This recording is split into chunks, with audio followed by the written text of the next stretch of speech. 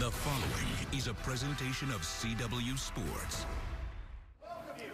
After more than 7,000 miles of racing over 36 weeks in 21 different states, it all comes down to this for the NASCAR Xfinity Series. 250 laps at NASCAR's smallest track, the half mile at Martinsville Speedway, to decide who races for a championship next Saturday in Phoenix. Welcome to NASCAR Countdown Live. This is it. One final chance to earn a shot to race for a title with two seats still open on Championship Saturday. Austin Hill and A.J. Allmendinger have already advanced to the championship race, while Sam Mayer finds himself in a must-win situation if he wants to get back to the championship four for a second straight year. It all takes place at one of NASCAR's most iconic tracks, Martinsville Speedway. So, Dale Jarrett, why is Martinsville the perfect place to set the championship field? Well, Marty, the history of this racetrack itself is enough, but most of the greatest drivers in the sport all won here.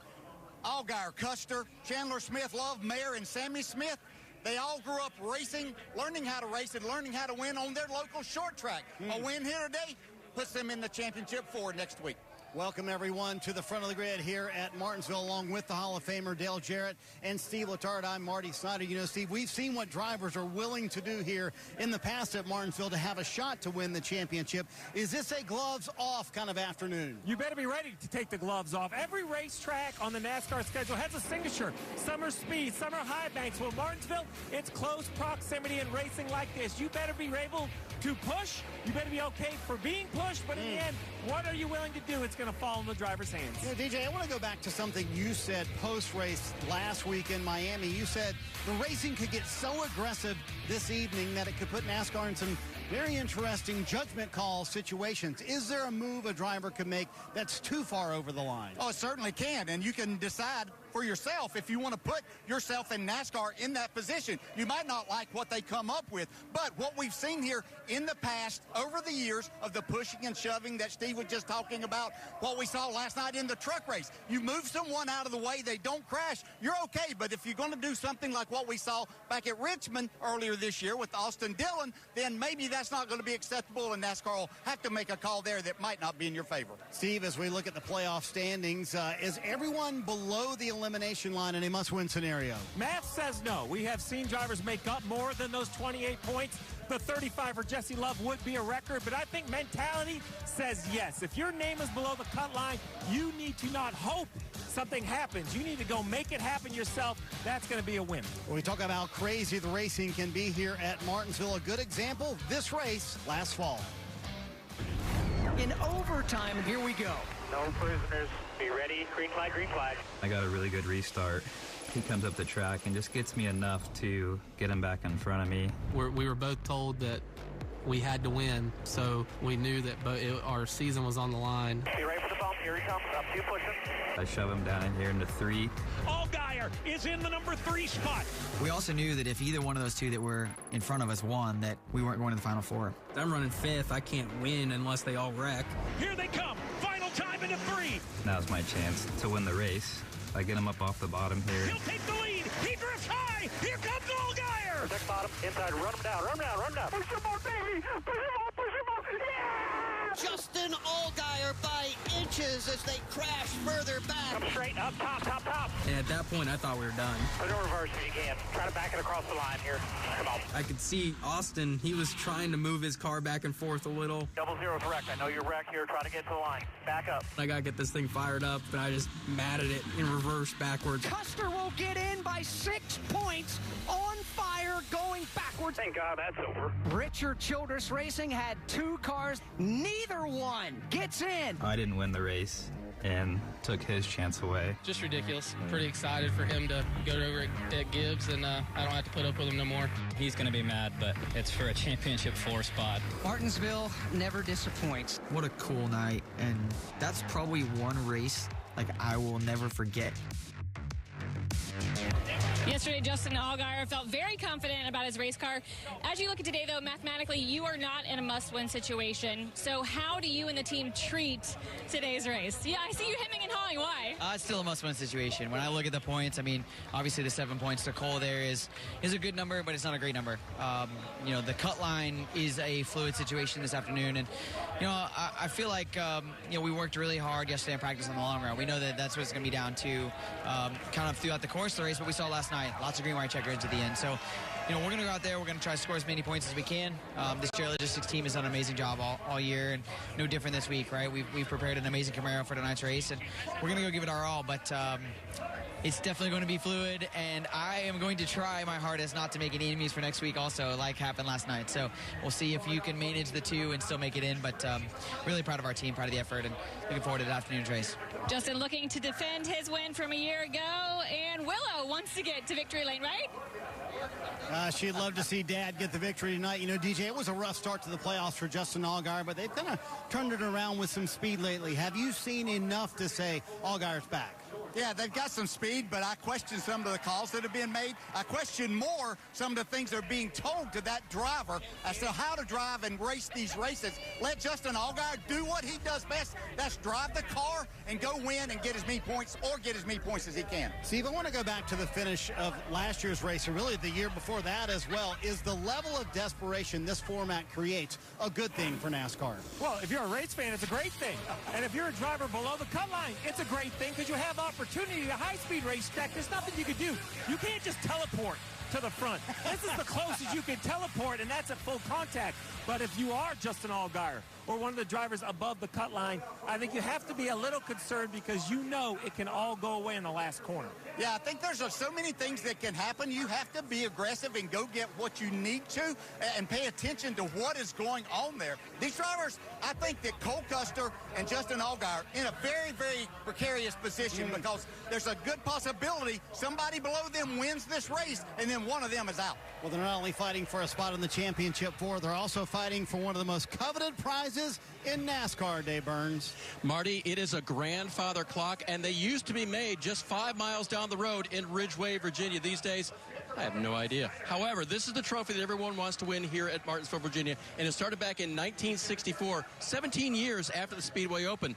Speedway promoter H. Clay Earls, he wanted something special that the drivers could take home, and maybe the wives would display in a prominent place in their house, and many, many have done it. Darrell Waltrip, 11 trophies like this. 12 times the King, Richard Petty, got a grandfather clock and took it home. Even Dale Jarrett and our own Jeff Burton have a grandfather clock somewhere on their premises. And you might say, well, something a little quaint like this, would it really fit a 2024 motif? What would the sell job be for the 38 drivers today who might take this home?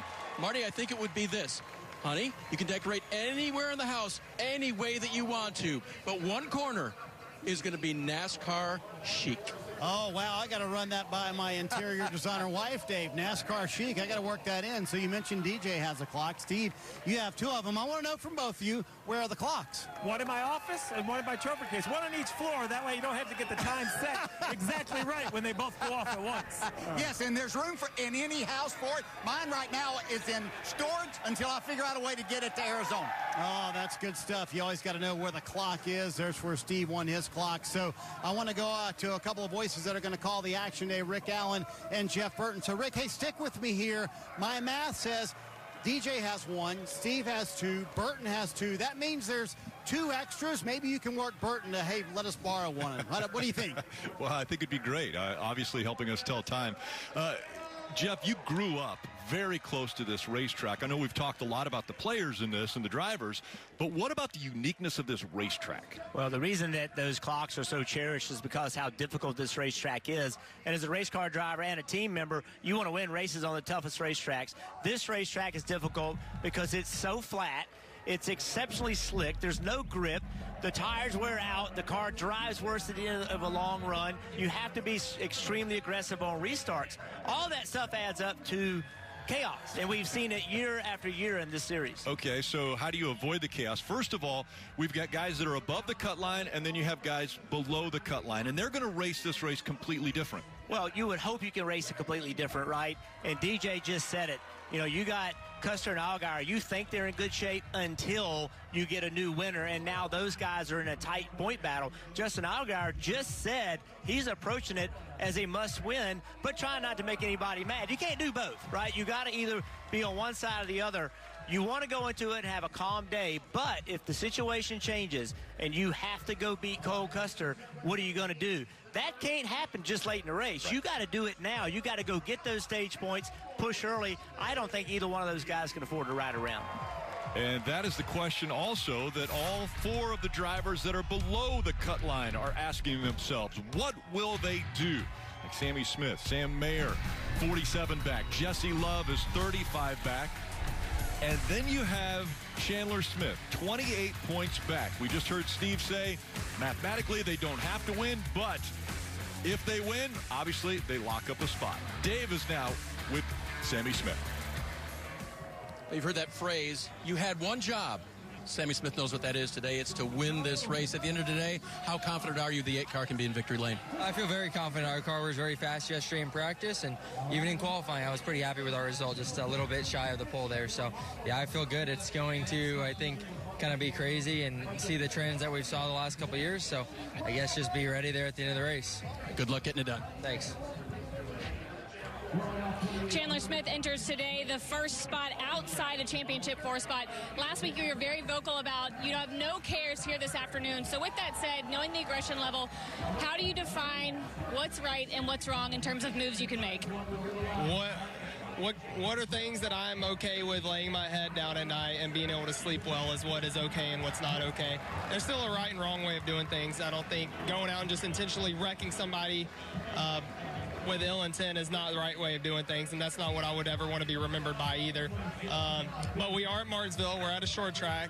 Rubbin is racing, and at the end of the day, I want this really bad. I want this for my team more than I want it for myself. We've worked endless hours on building this program this year around myself and this team, and we have been so successful. We've had 15 top 5s. Our average finish, I think, is the best out of anybody in the garage, and our average start is just as good as well.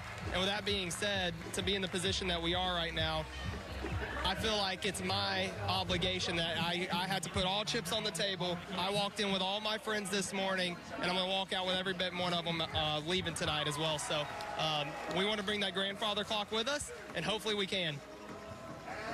You know, DJ, there's a lot more on the line for Chandler Smith than just a championship. What he's saying is, I don't have a shot to race next year as of right now. So when you're in that situation, how do you play the race? Yeah, just go do what you do. And he's got a fast race car. He's run well here in the past. He knows how to get the job done. And if he has that grandfather clock when he leaves here today, he's going to race for a championship next week.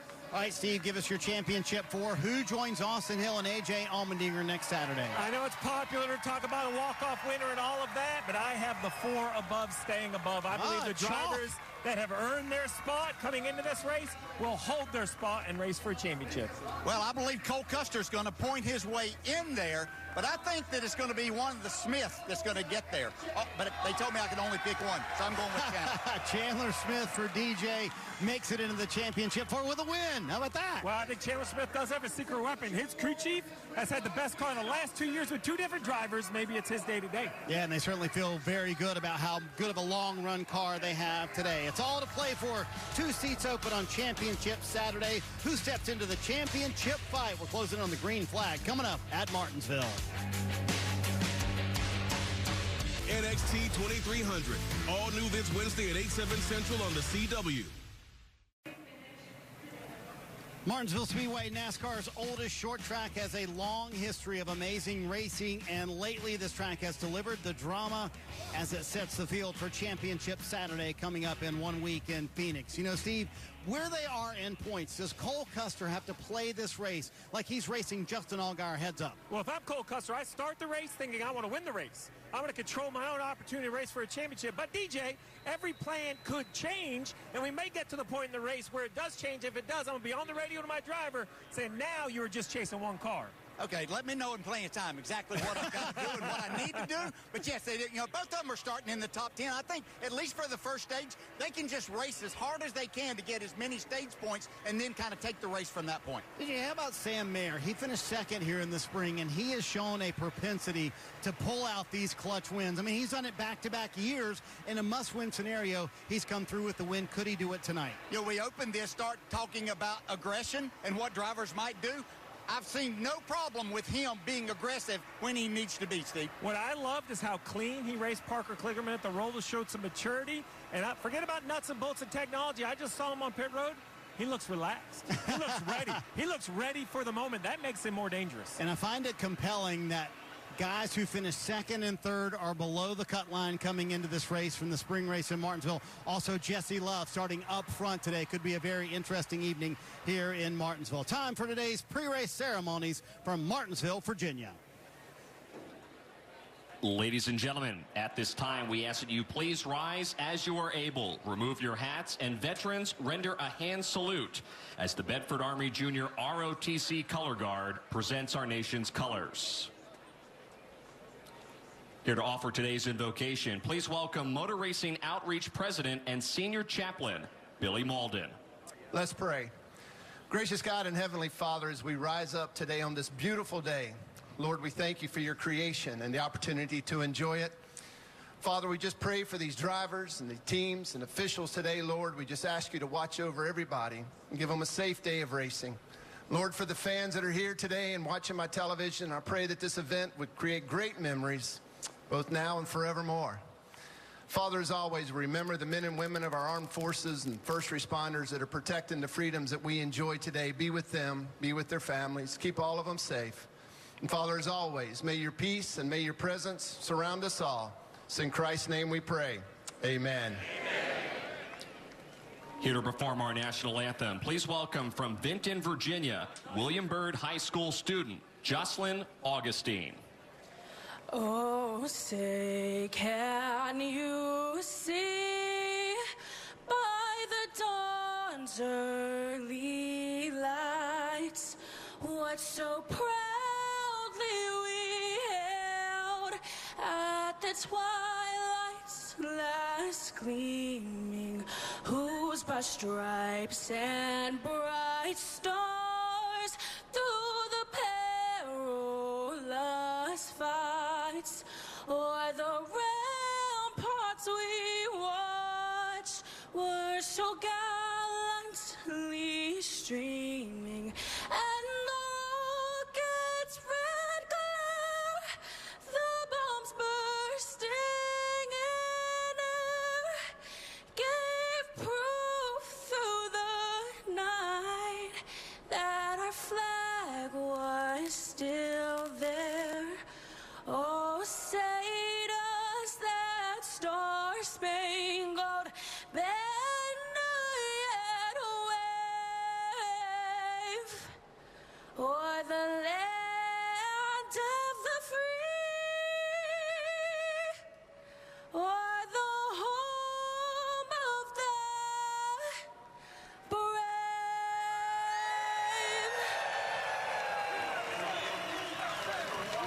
It's time to decide the championship four for the NASCAR Xfinity Series. When we come back, we'll get the engines fired at Martinsville. Green flag coming up.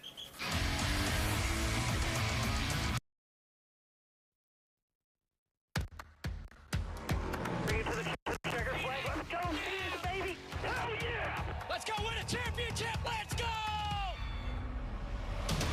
Oh, man, that was awesome. We just kicked their ass. I deserve to be here. I deserve to race for a championship. Go on to Phoenix. Let's go win a championship, man. And you hope that it's your name we're talking about when we mention the championship board. This is their last shot. One final chance in 250 laps. The NASCAR Xfinity Series will be decided. Two non-playoff drivers on the front row, Parker Retzlaff and Anthony Alfredo, DJ, could we see a non-playoff driver win the race? How about Sheldon Creed starting in the top 10 there in 8th spot? We saw him here last year willing to do anything that he needed to do to try to win. Yeah, Sheldon Creed has 2 second-place finishes at Martinsville. Jesse Love starts 4th. Is there enough speed in the 2-car to maybe get to victory lane? He's shown speed everywhere that he's been. I expect him to be probably the most aggressive we've seen him in any race this year. So we heard Justin Allgaier said he feels like he's in a must-win scenario, but at plus 35, is there a concern about being too conservative tonight? Yeah, go get what you can these first 2 stages to make sure you have those points. Let's get the engines fired here in Martinsville. Martinsville Speedway, this is the moment we've all been waiting for. Please welcome National Debt Relief Chief Compliance and Consumer Affairs Officer, Natalia Brown. On behalf of National Debt Relief, drivers, start your engines! Okay, Cole, you can fire up here whenever you're ready.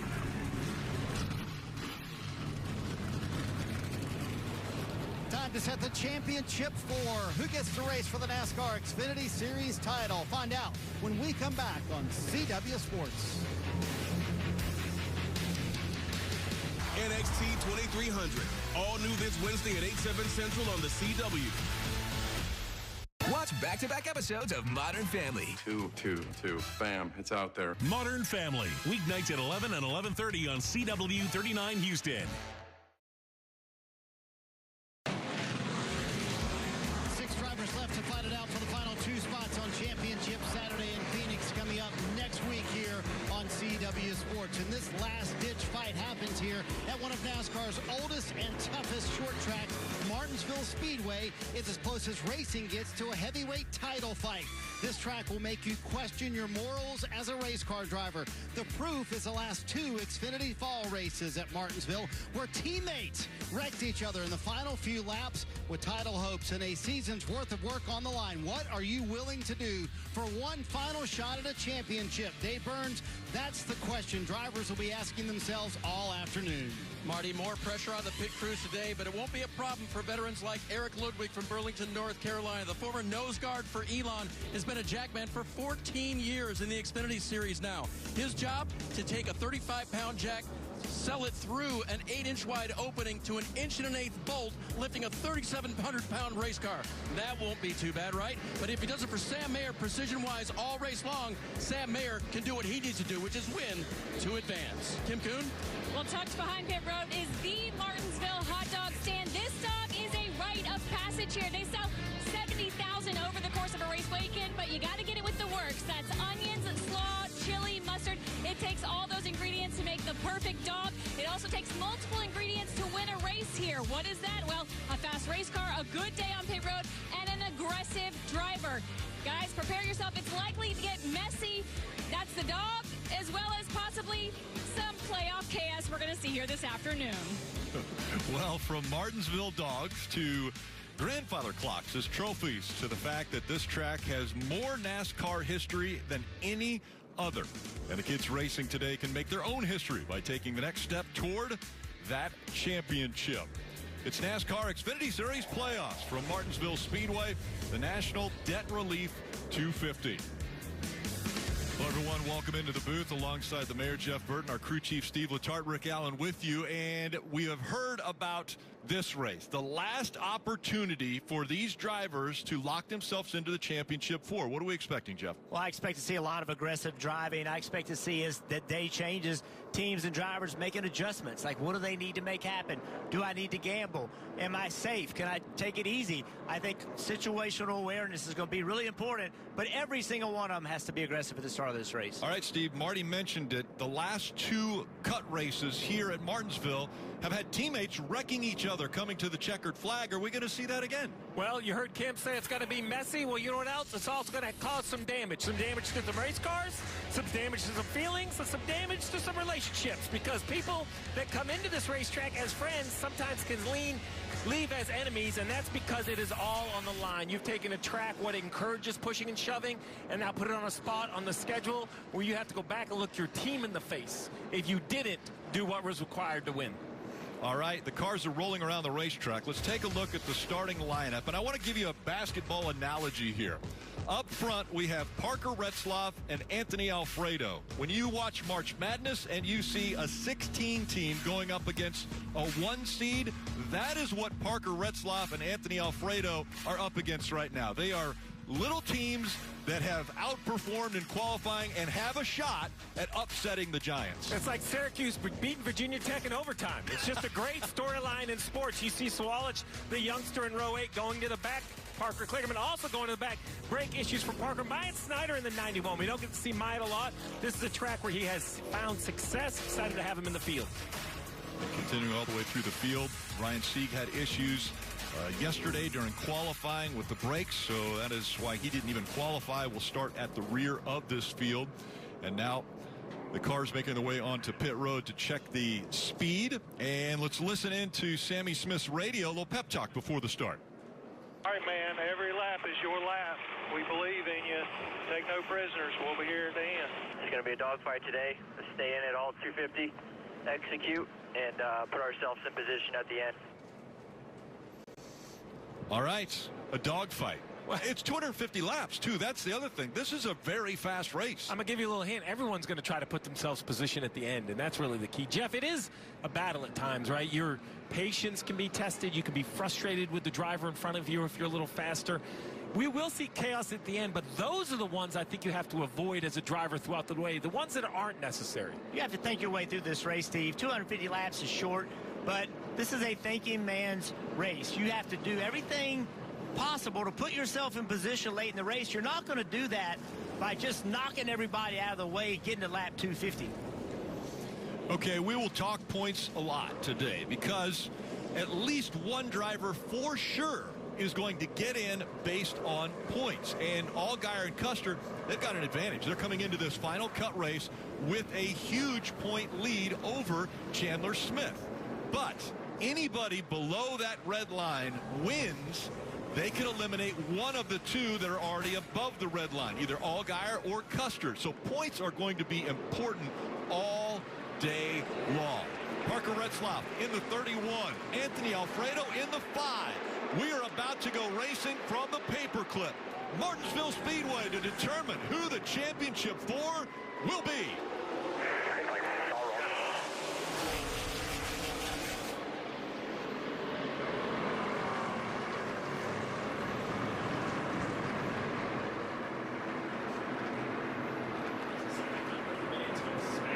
Three wide into 3.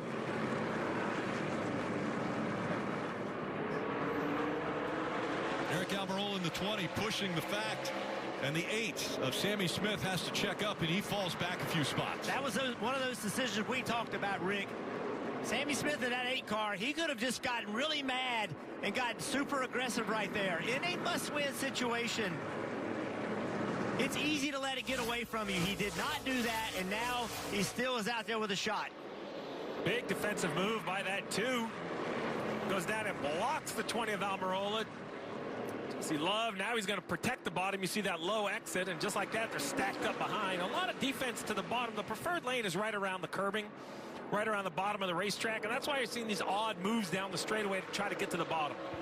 Everybody wants to win this race. There's only 2 that are comfortable as far as making it into the championship 4, and that is A.J. Allmendinger and Austin Hill in the 21. We see him there. He's already been a little aggressive with the 20, put the bumper to the back of the 20 a couple times. Yeah, I think what happened there is that Almirola, he got really aggressive when they dropped the green flag and put some people in some tough spots, and Austin Hill didn't like it. Let him know it. Curbing on this racetrack, very difficult as drivers on that inside line, if they get that left side front tire up there on the curbing, it could shoot them out into the guys on the outside of them. Yeah, look what happens right here. Racing for the bottom of the racetrack, you talked about it, Sheldon Creed got back to the bottom, and as soon as he got there, went straight to it, not letting anybody else get underneath him. There's Cole Custer. He's working by Sammy Smith now. Sammy Smith stuck on the outside. No opening for him right now. Riley Herbst is going to fill the hole behind that 00 of Cole Custer. So Riley Herbst in the 98 trying to move up as well and not allow the 8 in. He's still down there. Sammy Smith talked about it in the pre-race. Felt really good about his race car. Qualified 7th, but already back to 11th. Herbst is going to go by. Now, here comes Sam Mayer. Sammy Smith continues to fall back. All the playoff drivers are nervous because it happened so quickly here at Martinsville. Look at this right here, the 38 of Matt DiBenedetto as they roll down into turn 1. The outside lane stacks up. Nothing wrong, but bang, into the back of the 9. Damage to the hood. The hood now kind of buckled up in front of the windshield of the 38, so it's been an uphill battle. Here the 20 of Almirola. He was blocked once by Jesse Love. He was patient, but now he's on the inside. Love in that second line. And Almirola fighting to sweep the Martinsville races. One here in the spring. And now Jesse Love sees them lined up on the bottom of the racetrack. Gets a little break right there, I feel like, from his teammate. Well, that's opposite of a year ago for those two cars. Different driver. A little bit different scenario. It's early. Marty, what about that 2 and Jesse Love? Yeah, a little kindness in the RCR camp. His teammate Austin Hill letting him in, and I talked to Jesse this afternoon, and he said, this has been the hardest discipline for me to learn how to go slow in the corners. Here in New Hampshire, just been very difficult tracks for me to pick up. He said, I feel like we have a very good short-run car, long-run speed. That's my concern. But Jeff talked about the different discipline a driver has to have at a place like here and New Hampshire, both very flat racetracks. So instinctively, you see 3-wide battle right here. Riley Herbst in that 98 car getting underneath. Oh, problem on the 16. Yeah, A.J. Allmendinger looked like he had the right front go down. We saw a lot of smoke. And the caution comes out for the first time. 12 laps in.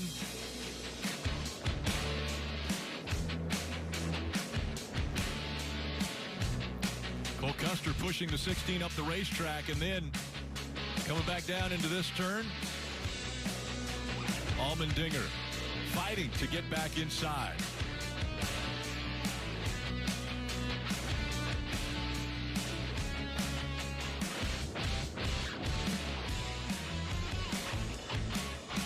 He moves to Wednesday for a special one night only with an historic event at the iconic 2300 Arena in Philadelphia. Don't miss NXT on a special night, 8, 7 Central, right here on the CW. A.J. Allmendinger on pit road with damage. Cole Custer and A.J. very aggressive. Cole had moved A.J. out of the way. A.J. returned the favor. Contact right there. That's where the right front damage comes. That's where the right front is cut. Gets in the corner, the car doesn't turn. Contact. And so 2x2 once again. It is Parker Retzlaff that's on the inside, and Chandler Smith has chosen the outside line to restart here at Martinsville. 42 laps to go in stage 1, and we're back under green.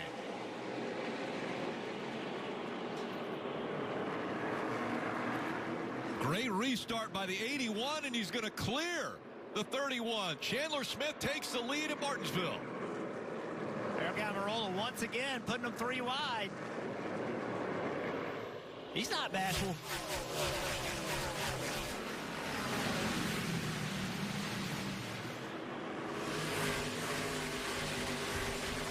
Door to door here at Martinsville. Rubbing a little paint off of some of these cars, and Anthony Alfredo right there in the middle of that 3 wide.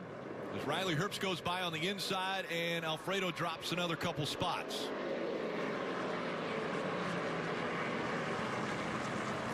3 wide again. This time Anthony Alfredo's on the outside of that 3 wide.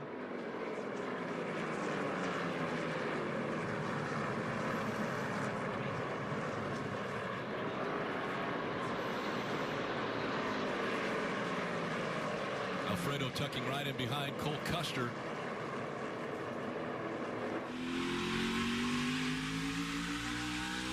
As we're watching and riding along with the Celsius on board of Jeb Burton, with Chandler Smith out in front, that pushes Cole Custer below the cut line, because Chandler Smith started below the cut line, but if he can advance by winning this race, that pushes one of those 2 that was above the cut line based on points below it. And Chandler Smith has been so good here at Martinsville. Started third, took the lead on the restart, and now he's starting to pull away. Celsius cam right here with Jeb Burton. Good start to the race so far. He's driven up to 15th.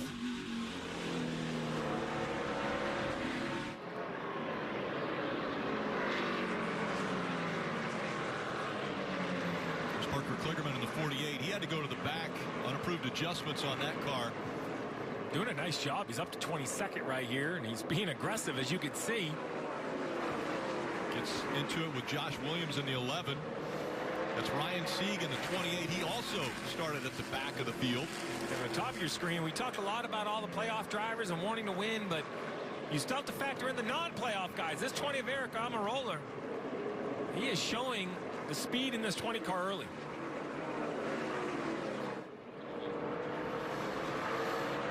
And again, keep track of the scoring on the left side of your screen. Those with the purple lines beneath them, they are all playoff drivers. So those are the 8 playoff drivers. The ones with green underneath, those are the drivers that are locked into the championship 4. The only one you're seeing on here now is Austin Hill. That's because the 16 of A.J. Allmendinger, they have been doing work on the car, and right now our scoring is showing them as out of this race. Almirola is making all of this work on corner entry. He has good exit speed, but if he gets even close to a guy on corner entry, he just hangs a left and outbreaks him. Good run right here. He's going to take this spot. Allgaier will be wise just to let him go. 20 cars faster. Big gap behind him. Can just settle in and make lap time. Allgaier still fighting on that outside. Won here a year ago. Put him into the championship 4. Oh, there you go. The 7 actually beat the 20. I didn't see that happening, but next time Almirola will be a little more aggressive with him. Another run. Now he should drive in the corner really deep, kind of put Allgaier in a position where he doesn't want to be, make him uncomfortable. He doesn't want to get in a battle. He doesn't want contact. Yeah, Allgaier does not want to have any issues on the track today, as he is above that cut line based on points. On the bottom of your screen, you see Cole Custer in the 00, and he has just cleared the 98. Here was a little radio from Cole Custer about the 16 and the issue with A.J. Allmendinger. That was awesome. Yeah, I mean, you just can't. A guy like that just got to completely lose their mind, you know what I mean? So, I mean, it is what it is. I had to go, but he wasn't going to take it. Took himself out of it. So that's one side of the story. We're hearing from Cole Custer. And Marty is standing by with the other side of that story. Yeah, let's chat with A.J. Allmendinger. I asked him a moment ago, was it the contact with the 00? He said yes. We just played some radio from Cole Custer. He said you took yourself out. What's your thought on that? Can't wait to get to Phoenix. What about, I know you wanted to build some momentum in this race, A.J., being out this early. How do you go into the mindset next week? We're going to go win a championship. That's the mindset, so it's all good. A.J. Allmendinger did, I don't think he liked that comment from Cole Custer too much, and he said, yes, it was indeed the contact from the 00 that took him out. Cole Custer right now running in the 7th position in this race. It's Chandler Smith who has a 1-second advantage over Parker Retzlaff here at Martinsville.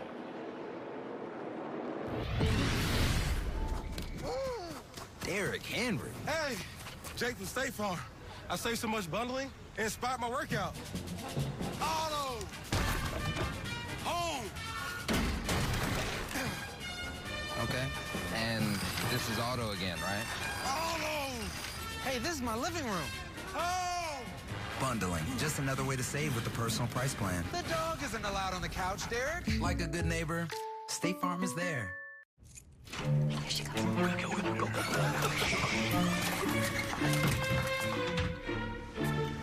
With so much great entertainment out there, wouldn't it be easier if you could find what you want all in one place? My favorites. Get Xfinity Stream Saver with Netflix, Apple TV Plus, and Peacock included for only $15 a month. I was running our own family business, and then COVID hit. Then we had almost nothing. I had tens of thousands of dollars hanging over my head, working full-time, oftentimes multiple jobs. I had over $43,000 in debt. That's when I called National Debt Relief. There was hope that came from that call. All those feelings of shame really evaporated. They treated me like a real person, not a number. Whether it's credit card, medical, or personal loan debt, National Debt Relief negotiates with your creditors to reduce the amount you owe. I knew without a doubt I made the right choice when I went with National Debt Relief. Now that I'm out of debt, I feel free, I feel powerful. I'm doing the things I want to do, singing in a chorus. I'm traveling with my husband. My life is moving forward. I'm thriving. Our family's thriving. National Debt Relief got me out of debt. If you owe more than $10,000, call or visit nationaldebtrelief.com to find out how you can become debt-free. You looking for a little trouble? You like watching things get broken? Like barriers? Glass ceilings. And records. In this playoff season, we're looking for you. Join us at Toyota Racing. News Nation Films presents Reagan like you've never seen before. Together, we can embark on this road. The history that changed the world. Tear down this wall. Reagan, Portrait of a Presidency. Tonight at 8, 7 Central on the CW. The NASCAR Xfinity Series on the CW is presented by Universal Orlando Resort. Enter now for a chance to win a trip to Universal Orlando, plus an all-access NASCAR experience in Daytona. Pit stops underway at Martinsville. 21 to go here in stage one. Chandler Smith said he's just a little bit too free on corner exit. That's his biggest issue. Jesse Love will pick up a couple of spots here on pit road. He too said his car was just a little bit free. As the race off Progressive Pit Road, Chandler Smith comes in with the lead. He will leave with the lead as well. Well, the reason for the caution, we saw the 91 under nonstop get turned around. Potentially maybe some contact from the 28 of Ryan Sieg. Let's look again.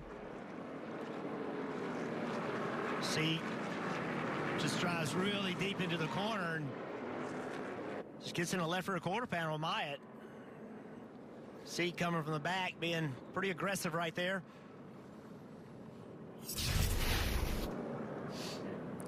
Myatt Snider making his third start of the 2024 season, the Xfinity Series.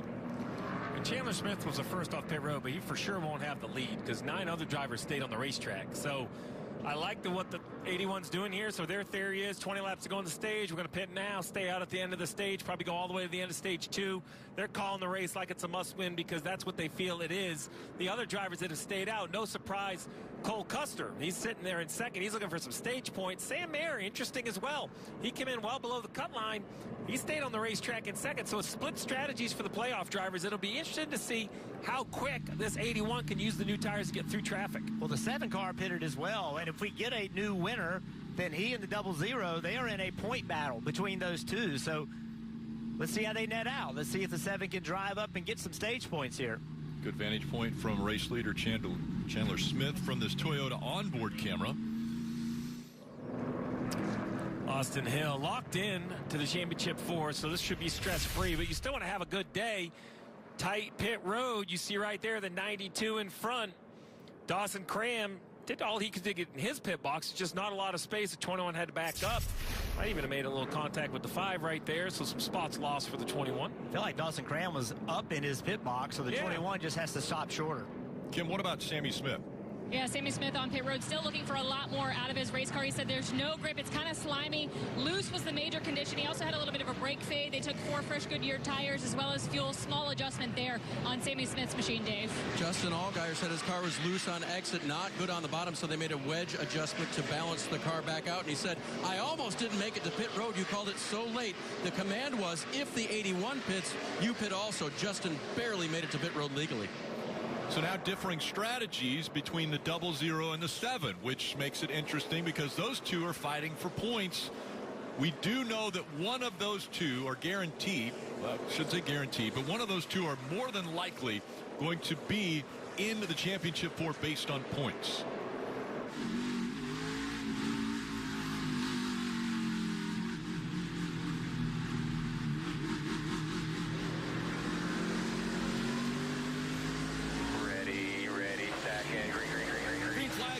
In the air. And Parker Retzlaff on the inside trying to hang on to that lead. But once again, he will lose it on the restart. This time it's the 00 of Cole Custer who takes the point. Look at the 7 of Allgaier on the outside of 3 wide.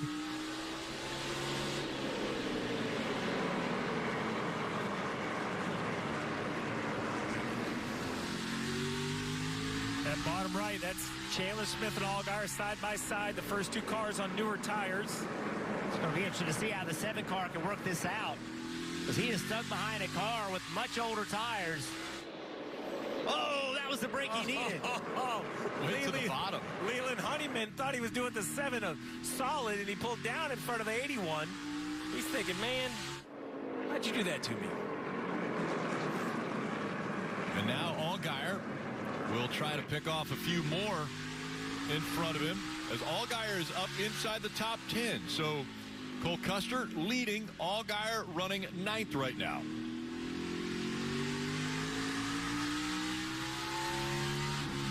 Retzlaff has already led 20 laps in this race. We talked about that underdog status for Retzlaff and how he was going to do. SVG in that 97 car all over the rear bumper of the 31. Caution out once again, and this time it's Leland Honeyman in the 42. I wonder if somebody wasn't happy about the way he came down in front of them. That is not the caution Cole Custer wanted to see. He wanted to see this thing run out and win that stage. So now Cole Custer had a 1-second advantage. That's gone. Take another look at what happened to Honeyman. Oh, that's tough. The 42 drives in there like they're going to be too wide. Blaine Perkins of the 29 drives in like he's in the middle. I really put that on Blaine. I think barely inside the 42. 3 cautions already at Martinsville.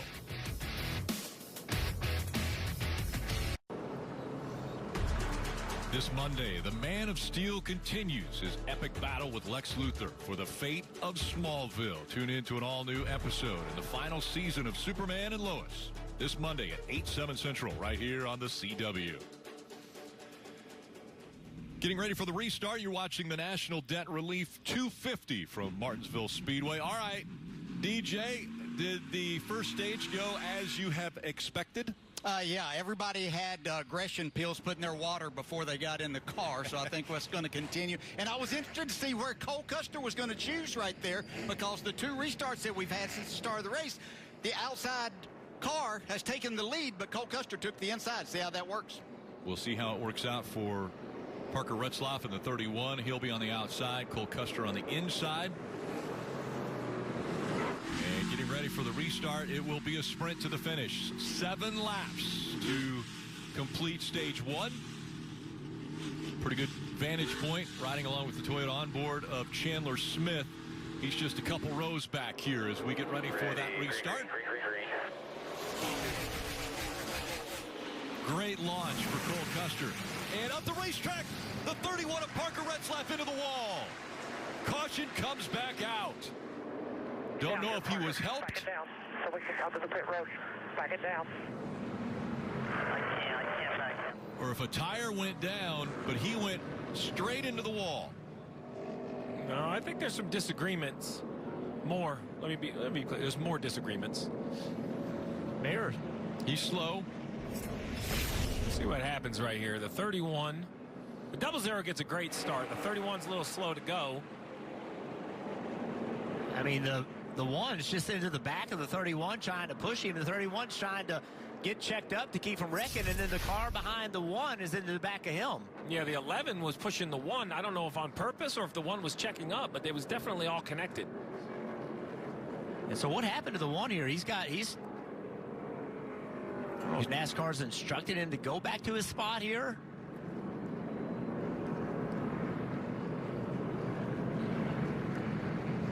Well, he's going to continue moving up forward, and then he'll run side by side with the car that he believes he's in the position of, and then NASCAR will make that determination, correct? Yeah, but apparently he believes it's in front of the 8 guys he just drove by. So watch the 11 behind the 1. So the 1 pushes the 31 all the way down the straightaway, still pushing him. And then right there, they all lock bumpers. The 81's into the 11, the 11's into the 1, the 1's into the 31. But it all started with the aggressive pushing on the front straightaway. Oh, this would be a good view right here from the inside. You know, Parker didn't get a good restart, but you can't push a guy getting into the corner. We've heard now from NASCAR, this is going to end the stage, which will give Cole Custer the win and those 10 points. And the 1, I think, pulls up to show his frustration with the 11 who was behind him. This move right here. And he takes a swerve at the 11, and the 11's... Yeah, I mean, look, you're pushing the guy in front of you, and the guy behind you it's just emotions. And Jeff, you made this comment earlier. How will these drivers respond with something like this? When they get pushed, how will they respond? We just saw how Sam Mayer was going to respond. Well, everybody's different, right? And that's you got to check your emotions. You're in a must-win situation as the 1 car. Well, now we're hearing this won't end the stage. NASCAR's changed their mind. That's super frustrating if you're a team and you go off the 1 decision because you decide to pit or to not pit. So to hear once it's going to end the stage and then not end the stage changes what the teams are going to decide. I think the 1 has to come in for damage regardless. Kim, what about the 31? Yeah, Parker Retzlaff not happy with Sam Mayer. Take a listen to his radio. The 1 just pushed us all the way into turn 1 and just killed our race car. He has my tires lifted off the ground, and then he just drives me through the turn 1 wall. So when we talked that there was going to be chaos, I think we thought the end of the race, not right here in stage 1, the first 60 laps. Yeah, you see there's damage to the right front of this 31 of Parker Retzlaff. I mean, Parker Retzlaff with a great race so far. Here, look, let's go back to the restart zone. So right there, the 00 launches. The 31 doesn't. Now the 1 is into the back of the 31. But right here, he needs to get away from him. And Parker Retzlaff is trying to get the car slowed down to make the corner. And then the 11 gets into the back of the 1. And the 81 back into the back of the 11. So I don't understand what Sam Mayer is upset about. Dave, what about Sam Mayer? Just a damage check when he came down pit road, changed tires and sent him back out there. They want to take care of it now, but you see that right rear is the biggest damage area.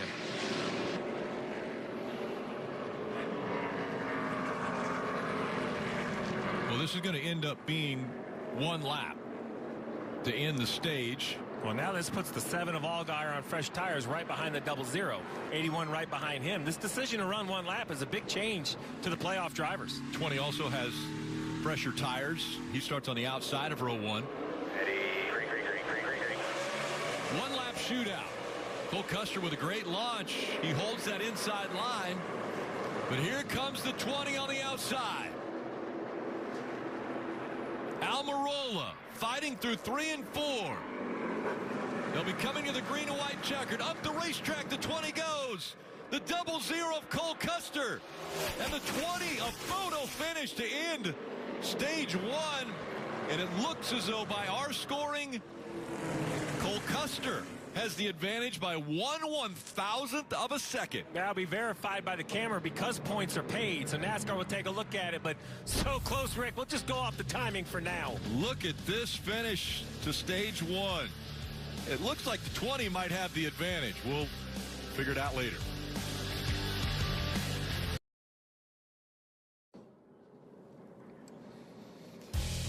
CW Sports coverage of the NASCAR Xfinity Series is brought to you by National Debt Relief, helping you become debt-free.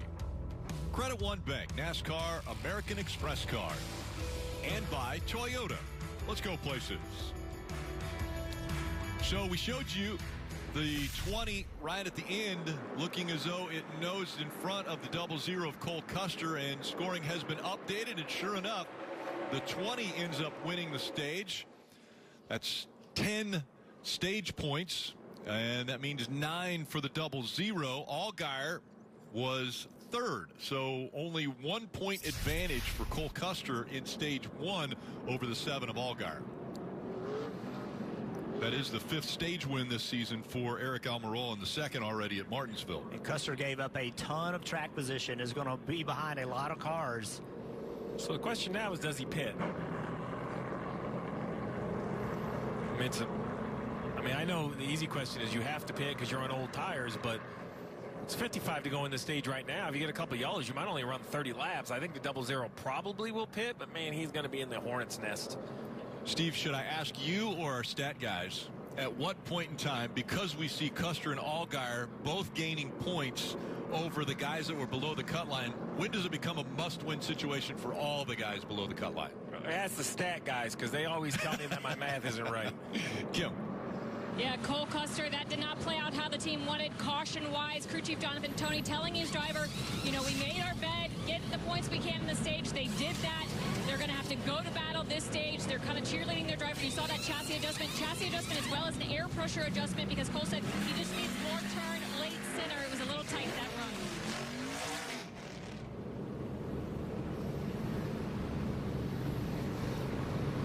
Cole Custer coming off of pit road now, and I think Cole may have been a little bit, I guess, agitated the way stage 1 ended. Listen into his radio.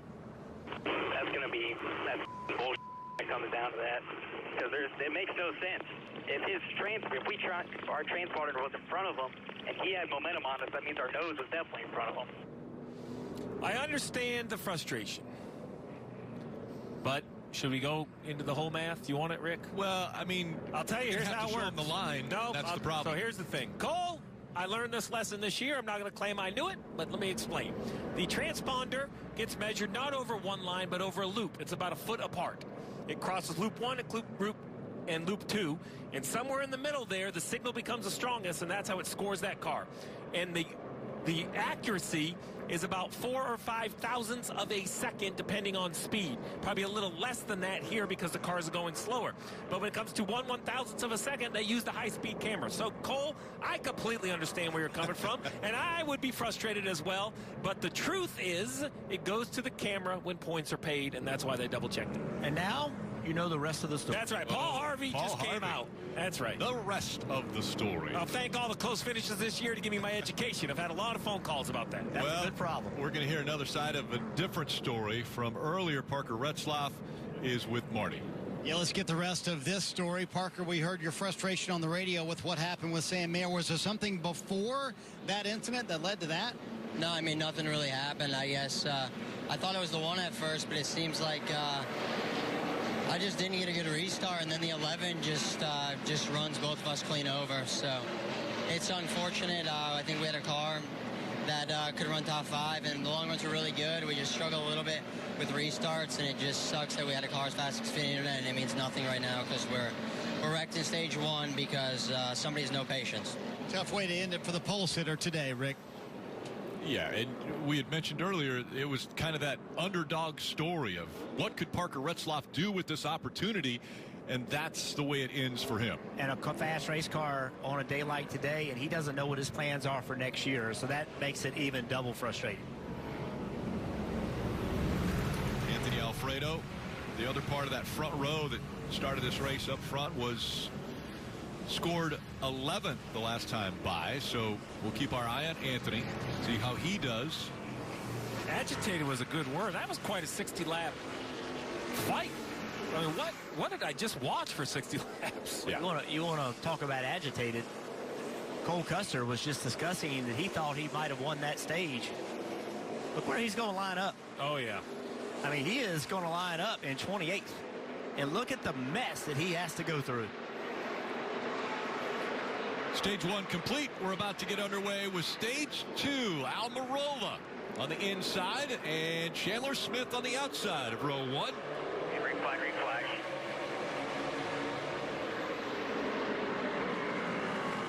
Allgaier right there on the back bumper of Almirola. We'll see if he's able to hold on to that spot, not give an opening to the 81 of Chandler Smith.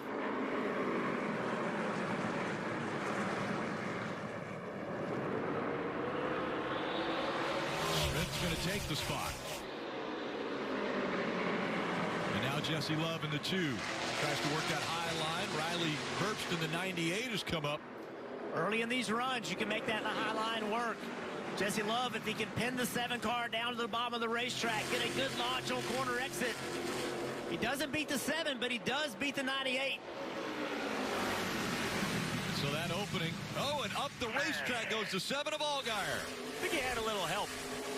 And I think Jesse Love gave it back to him. I really believe that Jesse Love got the 2 up the racetrack and then checked up to give the 7 his spot back. 98 of Riley Herbst got into the back of the 2, pushed him up the racetrack. I like what you're saying there, Jeff. Like, hey, I hate you. I didn't mean to. I got in there a little too deep. It happens. I'll just give you the spot back. It's 100% what it looked like to me. You think Allgaier notices? Oh, 100, yeah, for sure. Great. So that's mission accomplished, right? Let's not make an enemy if you didn't mean to. That's how we used to race. Riley Herbst got into the back of the 2. Things heating up front as Almirola trying to fend off the 81 of Chandler Smith. It's not uncommon to see Joe Gibbs racing at the front at Martinsville. I love how the 81 works this. So he's going to enter a little higher. A half a car width or so, Jeff, and then turn across. See if he does it again. See, he does. Look, he lets the 20 go in, and he's going to try to turn right across that rear bumper. The problem he has is Aric Almirola has so much experience, he's just patient, and he stays on the curb a little bit longer and doesn't give the 81 anywhere to go. Like, look, right there. He wants to turn underneath the 20, but Almirola just keeps, that's very Denny Hamlin-esque. I watched Denny for years roll that curb about a car width longer than anyone else. All right, a lot of people are going to be looking at this and saying, okay, they're both Joe Gibbs Racing drivers. Chandler Smith, if he wins this race, has an opportunity to be in the championship 4. Why would Aric Almirola race him so hard? Steve, would you like to answer the question? Well, because Aric Almirola wants to win this race. I mean, he's here to win this race for the 20 car. And? Well, there's also the owner point thing, but I'm not going to admit it or talk about it. Okay. Yes, he would want to win this race because he would sweep. He won earlier this year here at Martinsville. Well, and Chandler Smith starting to get more aggressive as we see the 1 of Mayer and the 00 of Custer trying to work themselves. But a little bit of contact. You said it, Steve. Aric Almirola doing a great job of leaving the corner on the bottom of the racetrack, not giving Chandler Smith the place to go. What do you do about that? You give him a little bit of a shot right in the middle of the corner, get it where he can't hit his groove, and then try to make the pass. Well, Chandler's not going to spin him around, but if he can just move him up off the bottom of the racetrack. He is staying right on that back bumper of the 20. When I say not going to spin him around, not on purpose. Not intentionally. There he gave him a little shove again up the racetrack. Can Chandler Smith take advantage of it? That's exactly the way a pass at Martinsville has been made forever. You get it, your car's a little bit faster than the guy in front of you. You just push him up out of his line, take the spot. And so Chandler Smith back out in front. This will be his 23rd lap led here today. Marty. Rick, remember Chandler Smith started racing when he was 8 years old. Now at 22, think about the position he is in. He has 1 shot left in a bid for a NASCAR championship. While all the other drivers around him know what they're doing next year, Chandler does not. He has no job, and as of right now, no opportunity in NASCAR next year as Aric Almirola tries to get that spot back. So Chandler Smith fighting for his career here, Rick, much less a shot at the championship. Almirola used the exact same move that we saw out of Chandler Smith. A little contact in the center of the turn, shoves him up the racetrack, turns on the inside. He wasn't able to complete the pass. All right, so now Almirola knows that the 81 is just a little bit quicker. Because get driving underneath him like that, he should have been able to take that spot. He couldn't do it. So Almirola now may not be quite as aggressive with him. If the 81 can start driving away from him. Allgaier's coming into the picture. He's just a couple car lengths back from the 20 of Almirola. Now 2 car lengths. He has closed that gap as there's some great racing for 5th on the bottom of the screen. Jesse Love holding off Riley Herbst. A little bit of contact in 1 and 2. Maybe not. Oh, boy. Way up the racetrack they go. Yeah, Riley Herbst paying him back. And now Love looks like he's on the hunt. This is our race. There's not fucking... And he's going to go back after that 98. But a lot of positions lost for Jesse Love there. What race do you want to watch? There's all a lot happening. All of them. Chandler Smith still in front, leading this race. 34 laps still to go in stage 2. As they run with Chandler Smith up front, it's Allgaier by 30 points over Custer. So watch this right here. The 2 gets in the corner and just shoves the 90 up out of the way. That was an aggressive move. So Riley Herbst rolls in behind him. Says, all right, buddy, we're going to play like that. Here you go. I think Creed saw it coming. Creed was like, I'm going to give these 2 some space because I think I might get both of them. And he does. And this battle continues on. The 27 of Jeff Burton. He's got a fast race car. Cannot quite get around the 18 of Creed. Battle for the lead's hot as well. Chandler Smith up in front. Almirola right on his back bumper. Great racing here at Martinsville. Is right at your fingertips. Download Dave, and you could get up to $500 in 5 minutes or less. No interest, credit checks, or late fees. Download the Dave app now, or go to dave.com today. Faraway places. Far away. What if your mobile network wasn't just built to work out here, but was designed differently to also give you blazing fast Wi-Fi where you are most of the time? Reliable 5G plus Wi-Fi speeds up to a gig where you need it most. Xfinity Mobile. If the first thing you think of when you see a pickup truck is this kind of hauling, we're looking for you. Join us at Toyota Racing. Are your headlights cloudy and oxidized, making your car look bad? Are they underperforming when you need them most? Cerakote's Headlight Restoration Kit restores weathered headlights back to like new and keeps them that way for life. Stop wasting your time with solutions that don't last. Cerakote's kit includes everything you need to go from this to this. Simply wipe away oxidation, give them a light sanding, and apply the ceramic coating. That's it. The True Ceramic technology does the rest. Buy any of Cerakote's #1 selling ceramic products for under $20 at these leading retailers today. And Doug. Whoa, we moved. We're in a parade. Everyone, customize and save hundreds on car insurance with Liberty Mutual. Customize and save. And then I wake up. And you have this dream every night? Yeah, every night. I see. Only pay for what you need. Liberty, liberty, liberty, liberty.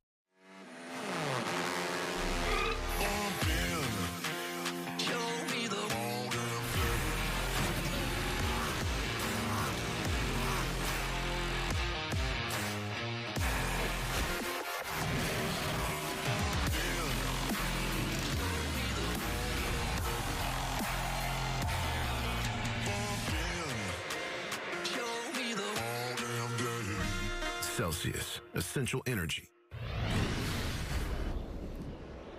It's time for double the thrill and double the fun. You can enter for a chance to win an unforgettable trip to Universal Orlando Resort, followed by a VIP experience at the 2025 NASCAR Xfinity Series opening weekend. Scan the QR code, or you can visit thecwsweeps.com now to enter. Still up front, Eric Almirola, with Chandler Smith running second.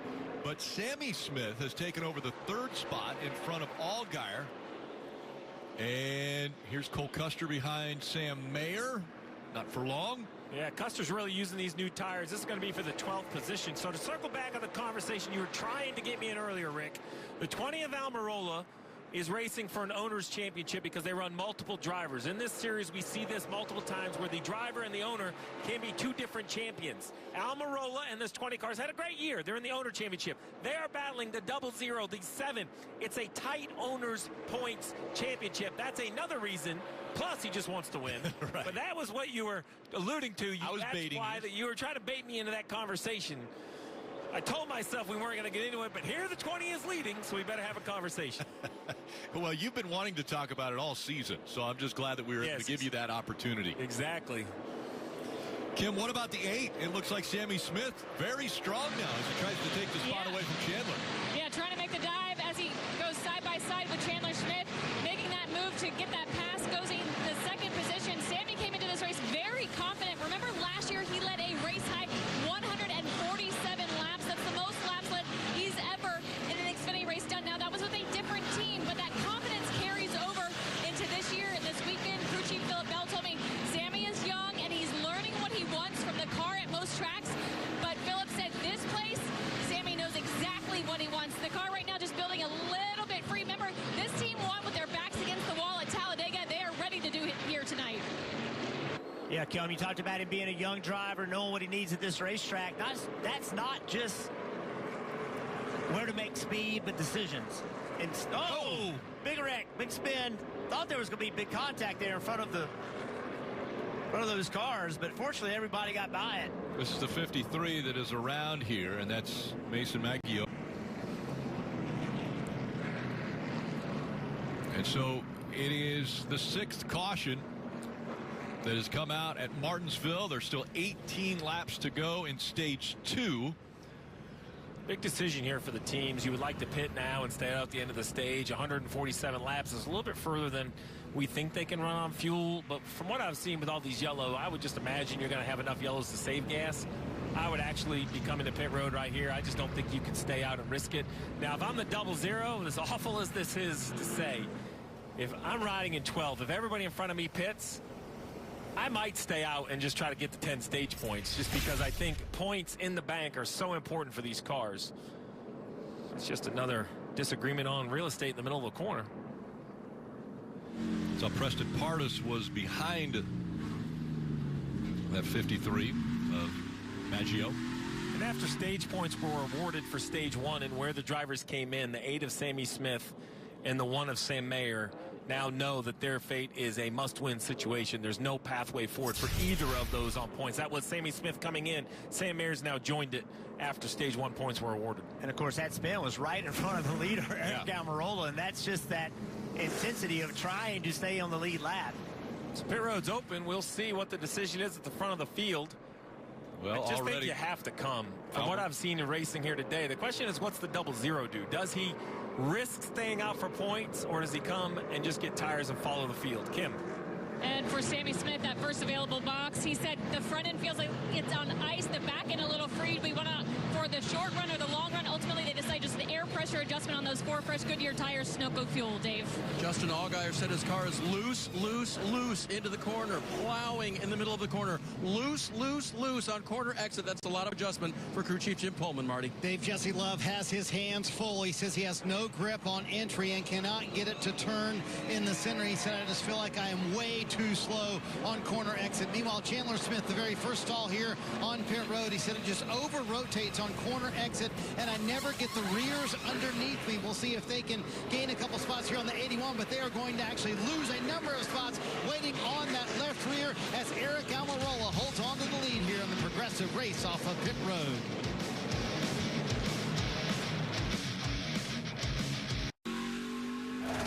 Looking for a cable news network which respects all Americans?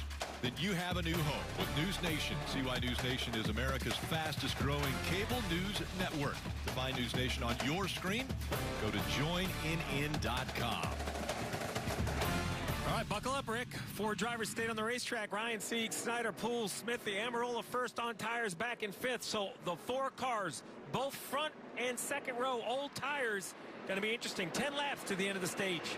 Can they hold off the fresh tires? We're about to find out. Through the restart zone they go. Ryan Sieg, after starting all the way at the back of this field, out in front. It's the first lap split here for Ryan Sieg. 3 wide behind him. We saw the 19 of William Sawalich is up here. Haven't said his name a lot yet. The youngster that will be moving into a Joe Gibbs Racing full-time ride. That did a nice job. Remember, he had to start from the rear of the field, so has overcome that to get a little bit of track position. Almirola dives out of line on the 44. The 44 gives him enough space. The 20's going to take it. He doesn't give him a lot of space, but the 20 taking advantage of that inside line and trying to take second away. Looking to sweep the stages if Almirola can catch up to that 28. Sammy Smith was trying to get on the 18. I'm sorry, the 81. I'm sorry, the 18 of Creed. Couldn't get it done. Creed got back in front of him. 7 of Allgaier on the inside of that 98 of Riley Herbst. Creed still trying to get in front of the 91 of Snyder. And I want to give the 91 of Snyder, the 44 of Brendan Poole credit. I thought they were going to be in real trouble in these old tires, but they're holding on. Getting some racing near the front of the field. Now Allgaier tries to get by Myatt. Remember, Myatt was in that accident. Yeah, Early in the race. Oh, he got shoved up the racetrack again. So Myatt Snyder pushed out of the way there, and he'll lose a couple spots. And I'm telling you, crew chiefs are watching this. Ryan Sieg on 60-lap older tires has a chance to win this stage. That's going to change decisions at the end of this race, whether you come for tires or not. Sammy Smith in the 8 working by that 44 as well. Here comes the 7 of Allgaier, fresher tires. The 00. It's one car between the 7 and the 00 now. They could be in a tight point battle. Yeah. Chandler Smith is that car. Again, it's so important to keep track of the points for the 7 and the 00 because one of those two are going to advance based on points. If someone below that line wins this race. 3 laps to go in stage 2. Nice job by Ryan Sieg. He battled for all he could, but once the 20 got to his quarter panel, he just gave him the bottom, and now he's going to battle on the top. I don't think it's going to be just an easy drive for the 20. This top lane has worked. And he keeps that 20 pinched down. 2 laps to go. And here comes Sheldon Creed as well in the 18. Sieg holding tough on the outside. Almirola diving into 3. Has the advantage as he comes off of 4. Almirola one more time around in stage 2. And that Sieg just hung a left off of 4 to try to get to the bottom of the racetrack. Stay in front of the 18 of Creed. He does, and it looks as Almirola is going to sweep the stages here at Martinsville. He wins stage 1, and now he'll win stage 2. Sieg holding on for second. Very impressive on the older tires. Sheldon Creed is 3rd. Sammy Smith, Allgaier rounding out the top 5. Chandler Smith, Cole Custer, Riley Herbst, William Sawalich, and Brennan Poole finishing off the top 10. It's been an interesting 2 stages. 1 to go here in Martinsville to determine the champ 4. CW Sports coverage of the NASCAR Xfinity Series is brought to you by Toyota. Let's go places. The Progressive Keys to Progress program, providing vehicles to deserving veterans, helping our heroes drive their lives forward. Learn more at keystoprogress.com. And by National Debt Relief, helping you become debt-free.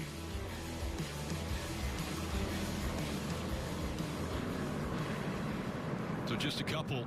We're on pit road as we're getting ready for the start of stage 3. The final stage, the gap in points between the 7 and the 00 is 10 points. Oh boy, are you guys hungry? We got the hot dog stand. Yes, and it is a staple here at Martinsville. Just like the grandfather clock, people line up for the hot dogs here at Martinsville. Almost as famous as the racetrack. Take deliveries up here.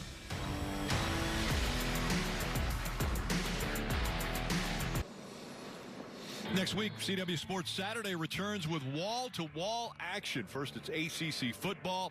Then San Jose State heads to Corvallis to face Oregon State, followed by NASCAR Xfinity Series racing in Phoenix, where the champion is going to be crowned. Finally, under the lights in Pullman, Utah State faces number 22 Washington State. CW Sports Saturday next week. That's starting at noon Eastern, 9 a.m. Pacific, only on the CW.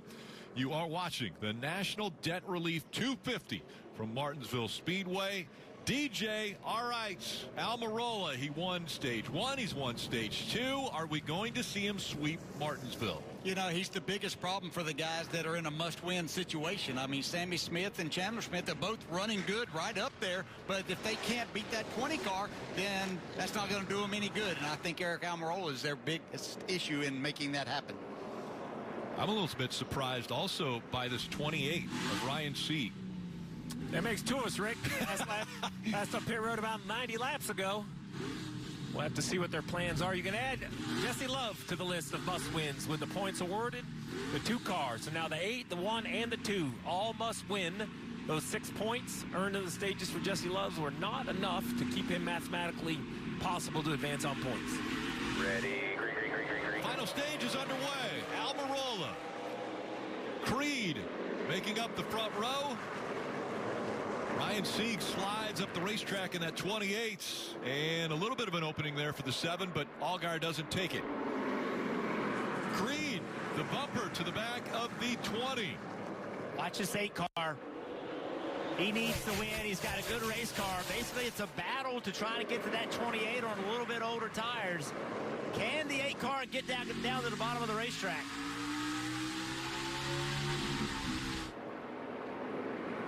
Steve, the guys that came on lap 105, are they good for fuel? I would imagine they're probably just a little short, but they're thinking they're either going to get enough yellows if they come right away to save gas, or if maybe halfway through the run you're going to pit and take tires anyway, I imagine is what they're thinking. And that's what the situation is for Almirola and Creed right now. Those 2 up front. Allgaier, Custer, Sammy Smith, Chandler Smith, all on that same strategy. Contact right there. 0-0 into the back of the 7. Well, that's one way to gain the 10 points that he's got the advantage on. You just push him out of the way and send him up the racetrack. Now the 19 of William Sawalich is in the wall. Rear push back. Heavy damage. Shorten the back of that car up considerably. He'd done a good job working himself up from the back of the pack.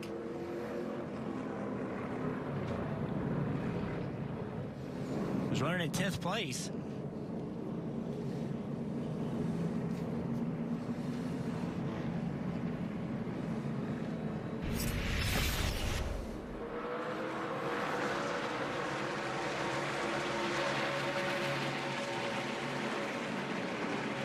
He locked the front, maybe locked the left front up a little bit and checked up a little bit more. That's not the left front. Could that have been some wheel hop there? I don't think so. It's odd that looking. smoke came out quick. Very odd looking. Maybe the smoke's off the 5 car of Alfredo. That was very weird. So William Sawalich gets into the wall, brings out the caution for the 8th time here at Martinsville. Jeff, let's diagnose this incident we saw with William Sawalich once again. Watch the right rear tire of the 19 car. So he drives in the corner, goes to the brake, and when he does, the right rear tire is locked up. And then the 5 into the back of him, and around he goes. Now, that's something we can see tomorrow with the next-gen car, but I'm not sure I've ever seen that in one of these cars where the right rear just slides. It wasn't wheel hopping, it was just locked up. Marty. Rick, it's been a struggle today for Jesse Love. They came in, they made a massive chassis change on the 2 car, gave up a ton of track position on the restart 32nd, Dave. I checked in with the crew chief, Marty Lindley, about the status of Sam Mayer's car, damaged earlier. He said, yeah, it's speed up pretty good, but it's actually pretty fast. Sam is moving forward, and remember, he has to win to advance to the championship 4. Must-win situations for 3 of the 4 that were below that cut line. And back to the restart. Sheldon Creed on the outside. Almirola on the inside.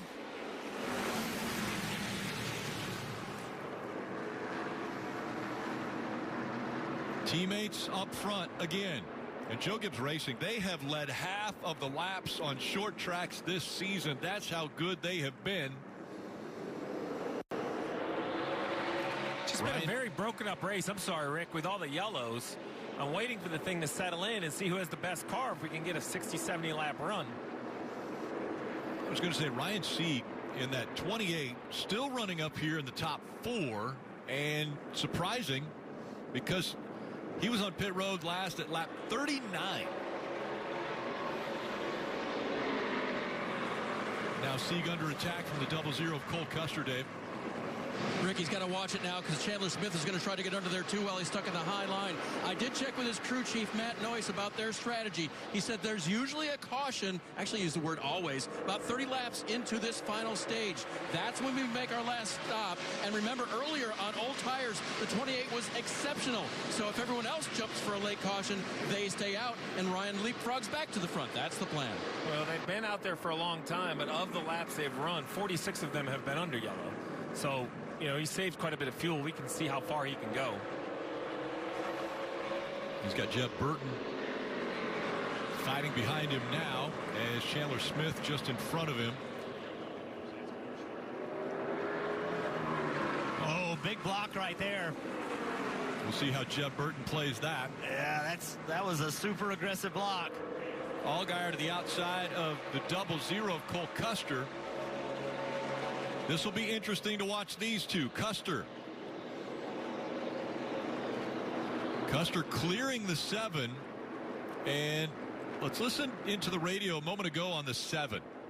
00 better watch what tree he's barking up. I can tell you that right now. Heard that.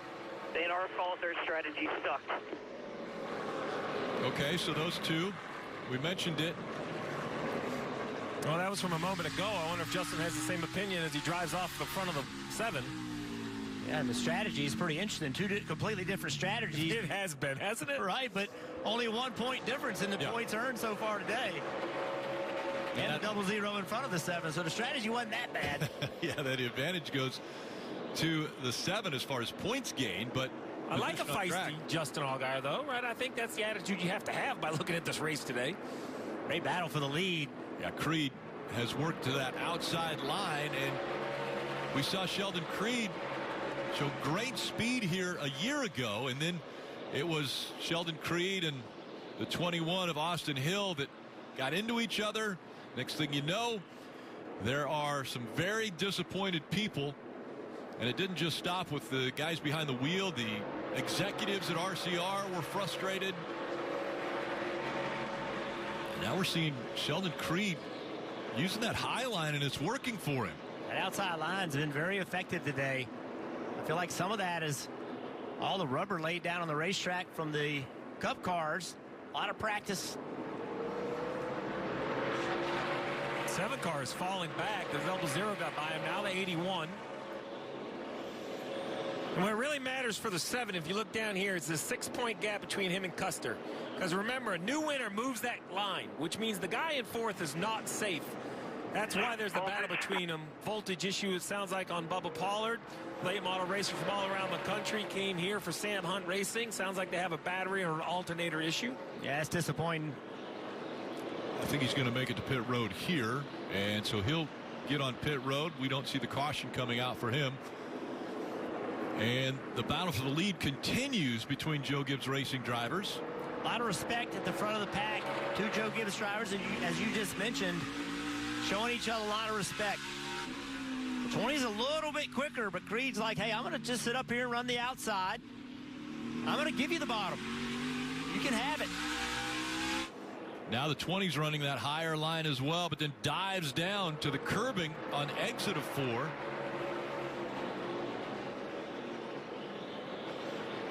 Slid up the racetrack there. All right, so now Almirola, with this much track position, I think he'll just take this spot. I think he'll drive in the corner, not go to the bottom of the racetrack, in the middle of the corner, just like that. Run the 18 out of the groove and take the spot.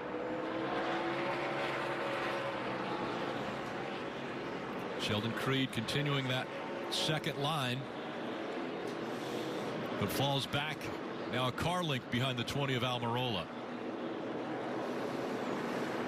Under 100 laps remaining, 96 to go here in Martinsville. Shadows getting longer as the grandstands blocking the sunlight out as the 18 way up the racetrack there and potentially losing a spot to Cole Custer. Gains it back, but an issue there for Creed. Lost a lot of that track position he had on Almirola.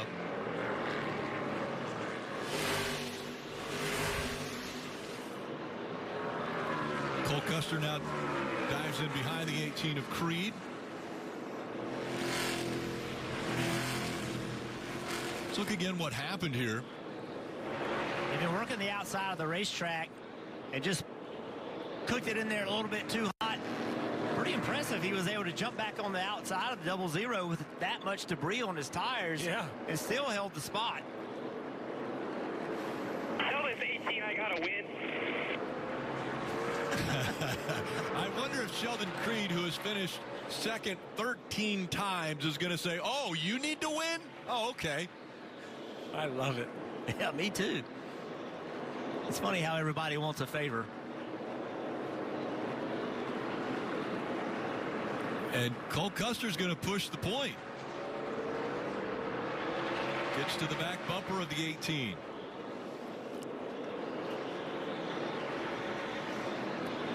Cole Custer trying to get by the 18 and getting a little frustrated. That's Jeff Burton's rotor there. The Celsius on board. Things are getting hot here at Martinsville. Undale Save. Hey, Jake from State Farm. What's going on here? Coach saves so much bundling home and auto with the personal price plan. Decide to bundle practice with ballet. Undale Save. Doesn't that just say bundle and save? Hey, Hutch. Less talky, more dancey. Double time. Boodle Save. Bundle and save with the personal price plan. I want to see that on game day. Like a good neighbor, State Farm is there. You like watching things get broken? Like barriers, glass ceilings, and records. Then this playoff season, we're looking for you. Join us at Toyota Racing. I was running our own family business, and then COVID hit. Then we had almost nothing.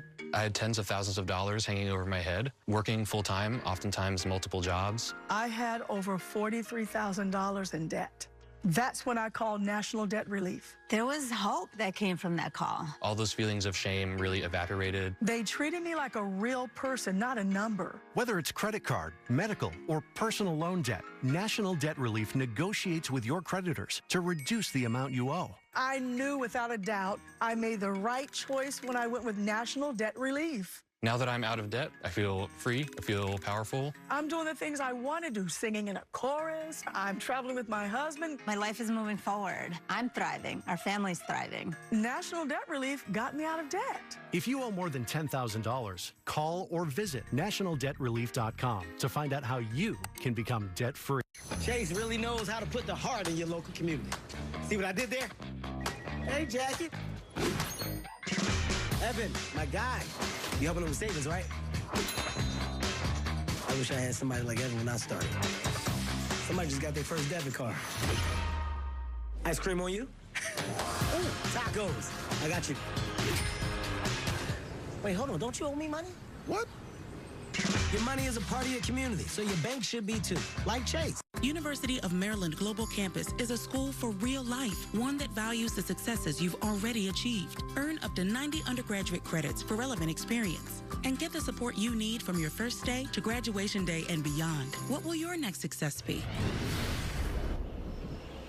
It's time for Double the Thrill and Double the Fun. You can enter for a chance to win an unforgettable trip to Universal Orlando Resort, followed by a VIP experience at the 2025 NASCAR Xfinity Series opening weekend. Scan the QR code or visit the CWSweeps.com now to enter. We have seen some fast laps here at Martinsville. Let's take a look at the Xfinity fastest lap, and that was turned by Chandler Smith all the way back on lap 7. 20.64 seconds, averaging around this paperclip shaped half mile over 91 miles an hour. See up the racetrack there, looked like that might have been the 21 of Austin Hills. We're riding along with Chandler Smith. And Kim, how about Cole Custer running third right now? Yeah, this team put everything into this race car. They felt like, yes, they would be racing the 7 of Justin Allgaier all day long, but more than that, they wanted to come out and win here and leave no questions unanswered. And so they made adjustments on the car. They've been good here in the past, but they don't have a Martinsville clock. And remember, this team shutting down at the end of the year, everyone, the team told me, on the Cup side of Stewart-Haas Racing and on the Xfinity side of things have touched this team. So it's going to mean a huge deal if they get the opportunity to run for a championship next weekend. Marty, right now, Cole just saying it's building a little bit loose on this longer run now that we've seen a longer green flag.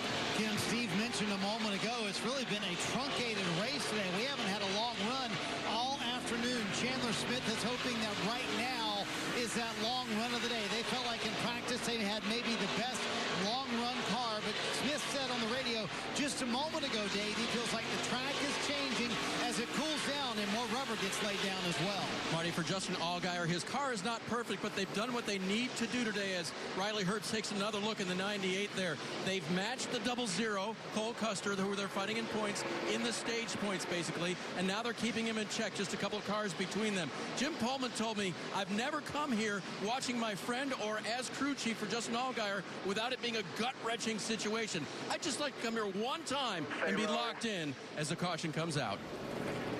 So the caution comes out, and I was just getting ready to say I hate to deliver the bad news to the 28 team and Matt Noyce because there wasn't a caution about 30 laps to go, or 30 laps into the final stage, and then the caution does come out. So we're going to see Ryan Sieg come to pit road here. Preston Pardus in the 50 can't get turned around. Yes, he and Kyle Sieg racing for position. Running 24th. Car goes around quickly on corner entry. That's why. Contact. So damage to the back of Preston Pardus. Here you go. Left front locks up on Sieg's car. Car doesn't turn with the left front not turning, and contact.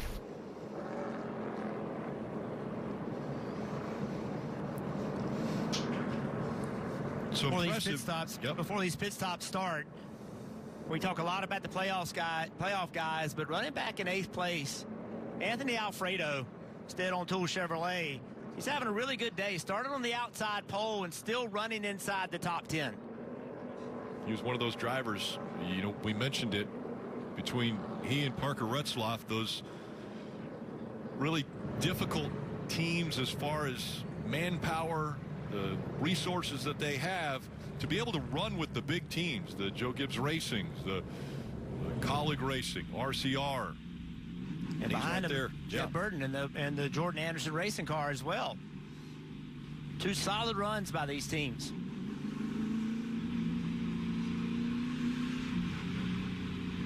All right, Steve, strategy-wise. I think this is it. Everybody comes to pit road, put your last set of good years on. You have about 74 to go. There'll be no question on fuel. Adjustments are really going to matter as the sun starts to set. Track cools. We've heard the track changing on multiple radios. Who makes the right adjustments? Well, I'm going to say a lot of people might have a last set of tires, but we know Ryan Sieg's got a couple sitting down there. This is the first time we're seeing him after lap 39. And down to Progressive Pit Road, and Kim. All right, let's stop with the stop of Sammy Smith. He said it started off tight, then sliding the rears towards the later part of that run. They will make a track bar adjustment for fresh Goodyear tires, Sunoco fuel. Top right, Cole Custer, he said it was loose, so they will take an adjustment, go one round back on their last adjustment as they take tires and fuel, Dave. Justin Allgaier gives up 5th. 4 Goodyear tires and fuel. He needs it to be tighter on takeoff, Marty.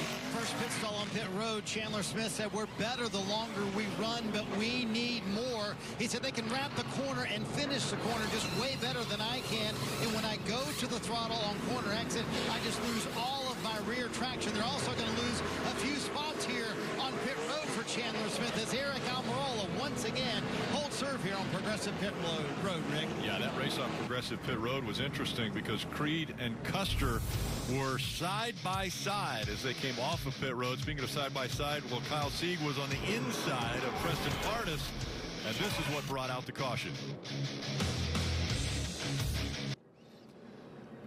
Next Saturday, it all comes down to this. A champion will be crowned in the desert. See which of the 4 remaining drivers bring home that title. The NASCAR Xfinity Series Championship from Phoenix next Saturday at 7 p.m. Eastern, 4 p.m. Pacific, only on the CW. And when we're talking about the championship 4, DJ, are we going to include the 81, Chandler Smith? Can he do something here and get up there and win this race?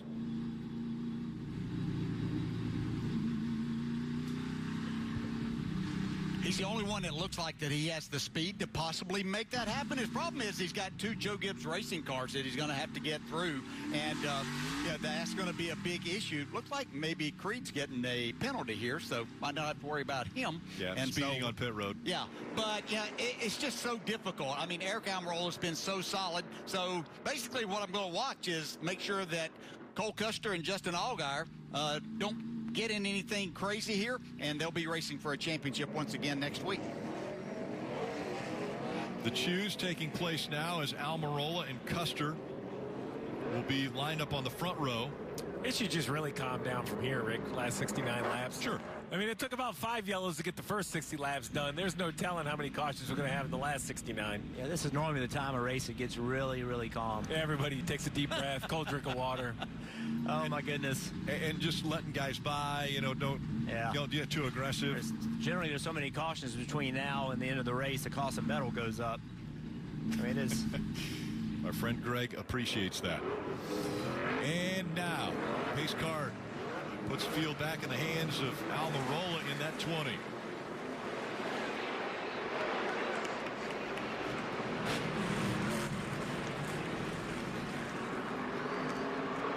Almirola, Custer, green flag back in the air. All right, Herbst did not get a good start at all. 00 is going to try to work his way between the 7 and the 20. That opening is there, and now little bumper cars there as the 81 got into the back of the 7. 7 got into the back of 00, and the caution's out. Did the 7 let the 00 in? The 92 was around, and that's why the caution is out. It's an odd look down the backstretch. Dawson Cram, it was an odd look. Either the 7 didn't get off the corner well, or I don't know why he would let him in, but. That's caution number 10. So this is what you guys were predicting, There might be a caution or two to end this race. This time it's Dawson Cram going up the racetrack and brings out the yellow flag.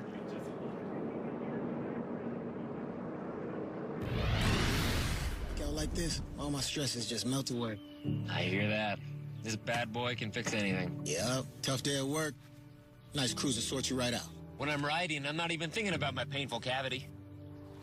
Oh, you shouldn't ignore that. And every time I get stressed about having to pay my bills, I just hop on the bike, man. Oh, come on, man. You gotta pay your bills. You don't have to worry about anything when you're protected by America's #1 motorcycle insurer. Well, you definitely do. Those things aren't related, so... Oh, that is a vibrating pain. Faraway places.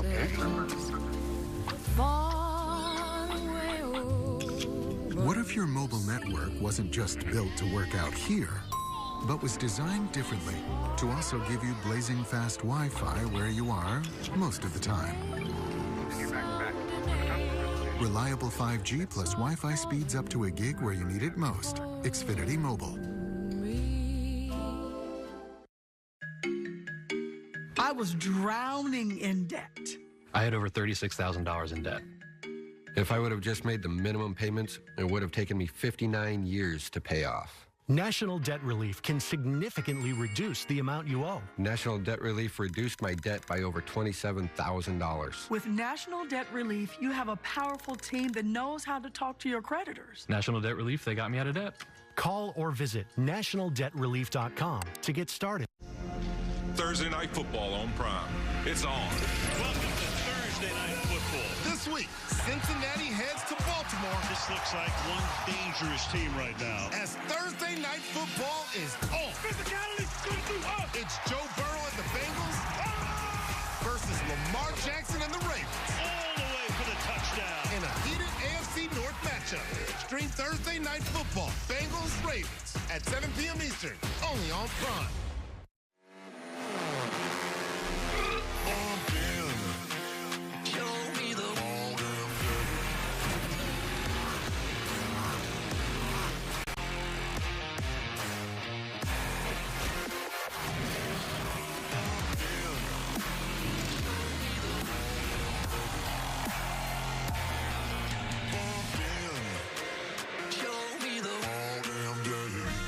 Celsius, essential energy.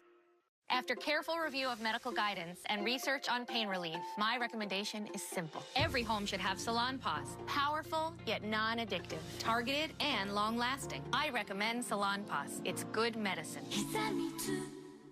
Subway just dropped the price of every footlong in the app to $6.99. Wait, Subway did what?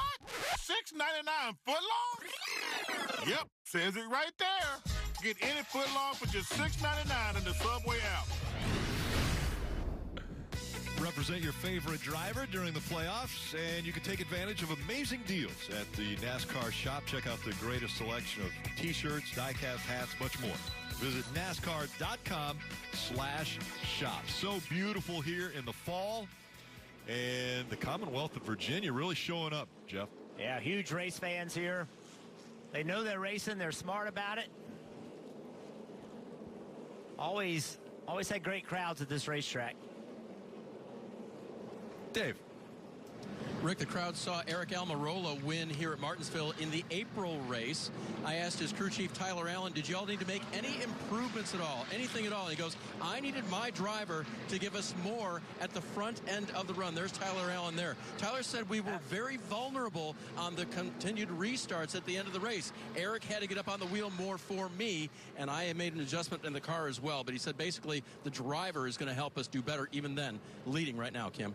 And for Shane Van Gisbergen, running in the 9th position, would love a top 10 here at Martinsville. And crew chief Kevin Walter was very complimentary about SVG. He said he's so comfortable here because with the shifting, the tight turns, hitting the apexes, it's very similar to what he came from running supercars. He also said Shane is phenomenal with the braking, and we know how important modulating the braking is here. So looking for a top 10 after finishing 11th here in the spring for SVG. All right, let's listen in to Sam Mayer's radio. When we're switched on, we're switched on, right? So when we're off, we're off. So we all need to get switched on. You've done great today. Stay with it here. Stay locked in. We are not quitting until this thing goes on the truck tonight. Yes, sir. Wide open, baby. Go. Wide open. How do you feel about my over-under on yellows now after the pep talk, Rick? Feeling like the over might hit?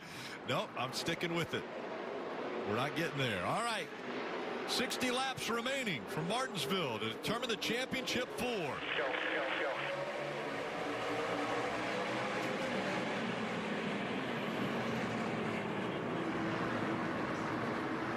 Jeff Burton looking good in the 27. Little contact made there between the 1 and the 8. Sam Mayer drifted up, got into Sammy Smith. You see Riley Herbst in that 98 car. If he can get a good corner exit right here, he might get clear of the 7. But you mentioned the 27 who were on board right here with the Celsius onboard camera. Let's not forget, his teammate was the pole sitter. So Jordan Anderson Racing bringing 2 fast cars. It didn't work out well for Parker Utzloff. Jeff Burton, though, still in the battle. Oh, Jeff stuck behind the 98. There you go. That's what you need. Now use the momentum to try to roll by the 81. That didn't work out for him. No, the 98 checked up in front of him. Jeb Burton, one of 2 Virginia natives in the field, and now he's trying that outside line. That's what you need on these restarts. When you're on the outside, you need cars driving and diving to the bottom to try to get there. But you got to make this pass quickly. If not, eventually the bottom is going to be preferred. Jeb Burton clears it. Yeah, Riley Herbst got a little bit loose there, and Jeb Burton clears. Here comes Sam Mayer now. Sam Mayer drove that thing down into turn 3 and cleared the 98 in just 1 set of corners. Now that's how you do it. Don't burn up a lot of tire making the pass. Get it done and move forward. How about Anthony Alfredo? He's still in the mix here in that number 5. He Alfredo running in that 9th position. SVG's doing a nice job, and he's getting ready to get a full contact. I know they beat and bag in V8 supercars where this is going to be a new level of aggression, I believe. Parker Kligerman looking to the inside in that 48.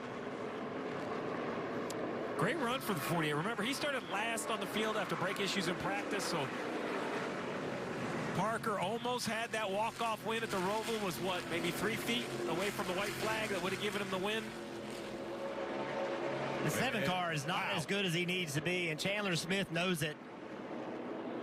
Just at some point, caution's out. Back it down. And Blaine Perkins in the 29 involved. We saw another car just from Josh Williams in the 11.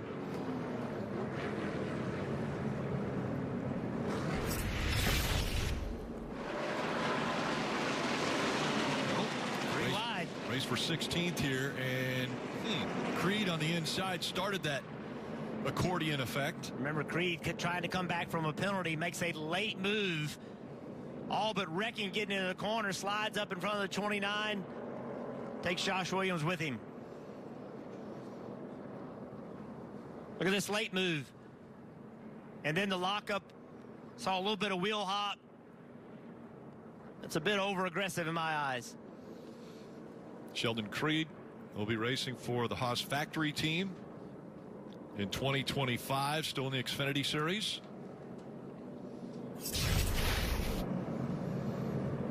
See the donut on the side of that, number 18.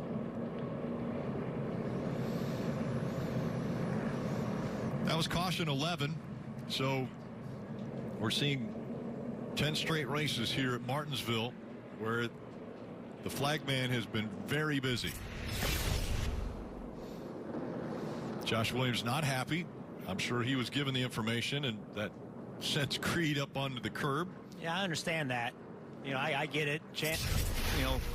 18 is trying to work himself up from the back of the pack, but got to be a little bit more respectful than that. The choose is going to happen, and we'll restart from Martinsville, but it's caution number 11 coming out for this.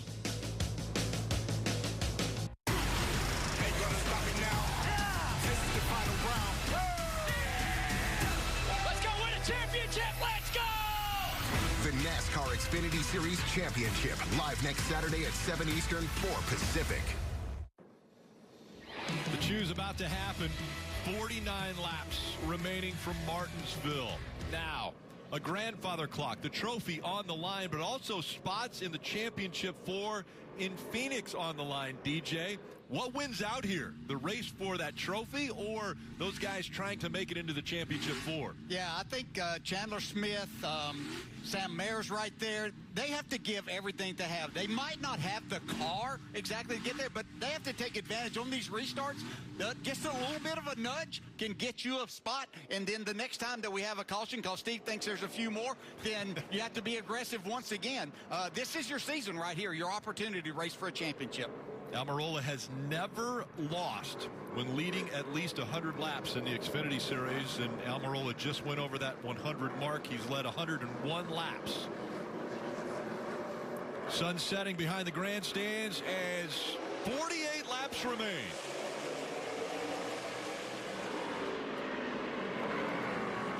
And Steve, you're pretty sure that there's going to be at least one more caution? Oh, at least. I think one is a safe bet. Chandler Smith working that outside line in the 81.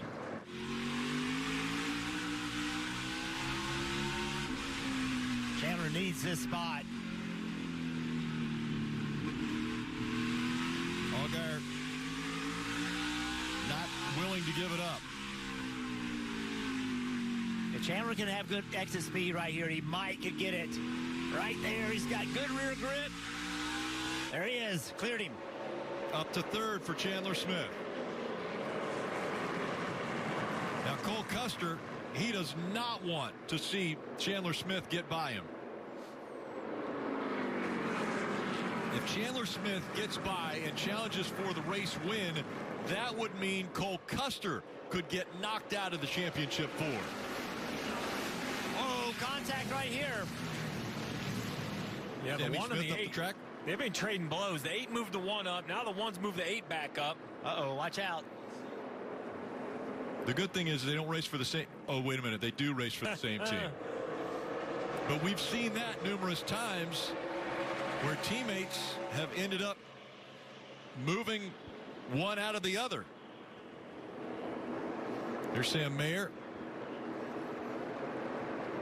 Bouncing off the wall there. Yeah, just pushing hard on this restart. Just overstepped the bounds just a little bit. Mayer got into the back of the 8. Yeah, so now when the 8 gets there, here you go. Big pass right here. If he can get to this 0-0. Chandler Smith working the 0-0 of Cole Custer.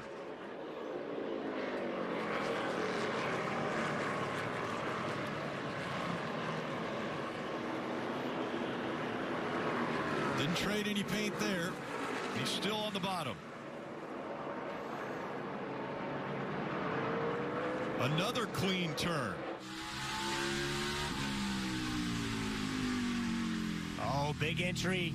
Gonna try to turn underneath. 81's better right now. Chandler Smith on social media earlier today said, "Today, I'll fight, I'll claw, I'll drive like my life depends on it. Regardless of the outcome, this has been one of the best, most fun I've had in racing in years. Let's ride, 81 team." Well, now under 40 laps to go, and Chandler Smith running third with a possibility of fighting for that win. Oh, good chance right here. Cole's got to leave a little bit lower. Very defensive entry. The 0-0 is shallow into the corner. I feel like this 0-0 is not as good as it was earlier in the race. And now, nose to tail, here comes Allgaier. He's getting back in the mix here. Custer's holding up the 81. I love what the 7 did right there. Really high entry, no pressure from behind. He has the opportunity to do something very different. Once again, high entry. He's going to roll the top, try to turn down, get a good acceleration off the bottom. And currently, as the way it sits, if this 81 was able to get by the 0-0, then get by the 20 of Almirola and wins this race, the 0-0 would be out. Right here, you got him. They need to hunt the spotter for Justin Allgaier in the 7. We just heard him say, "You got him." Coming up on the lap traffic. As we look at the Toyota driver update, Chandler Smith, what a day. He started third. He has led laps here. The furthest he's been back has been 12th. But in a situation where he has to win this race now. 35 laps to go. And we saw what he said earlier on social. Whatever it takes. Driving like his life depends on it. I think if he could get underneath the 0-0 again, he's just going to take the spot because he's a little bit quicker. And with the laps winding down, he's got to do it. That doesn't mean he has to wreck him or needs to ship move him out of the way. But if he drives underneath him, then just use all the racetrack and take the spot. The gap back from Almirola to Cole Custer is 1.6 seconds. Marty and Chandler Smith running third. Yeah, Chandler Smith doing everything he can, and we talked about it a little bit earlier, Rick, about Chandler Smith having nothing for next year. He has no job prospects right now and does not have a ride in 2025. So, Jeff, what do desperate drivers do in a situation like this? This could be Chandler Smith's career. He has been racing for the better part of his entire life, and this could be one of his final few races. So what would you be willing to do, Jeff, knowing that, hey, a title shot could be right in front of you tonight? You can see it right here, Marty. Yeah, Chandler Smith's not a dirty driver. He's an aggressive driver, but he's not dirty. But time's running out, and he's quicker than the 00. So you can see him doing everything in his power to drive clean, to give Cole Custer. There's the bump getting out of the way he goes. That's exactly what at some point he had to do. Now what does Cole Custer do? Oh, and a caution comes out just as the pass was made. The 9 of Brandon Jones is around. Now keep in mind, that pass now puts Chandler Smith starting on the front row if that's where he chooses. Brandon Jones with big damage here. Steve, I saw you put a mark on a piece of paper there. That's 2 since you made the comment earlier that there was going to be a few more? Absolutely. A lot of damage to Brandon Jones's number 9. Well, it's not just 2 yellows, but it's 2 for 2 for Sheldon Creed. Just right in the back of the 9. I don't know if they had contact earlier. I don't know exactly what caused it other than the 18 is way too deep into the corner. In contact with the 9. So we don't know the whole story, whether there was something a lap or 2 earlier, but there's, like I said, 2 for 2 for the 18.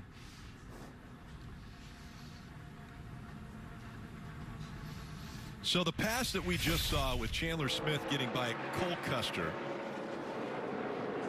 typical Bristol, or excuse me, typical Martinsville? Yes, to Bristol as well. Yeah, both of them.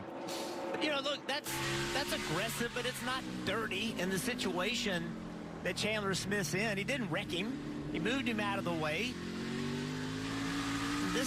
This point system puts you in the situations where you have to be willing to do things like this. And, that's far from wrecking Cole Custer.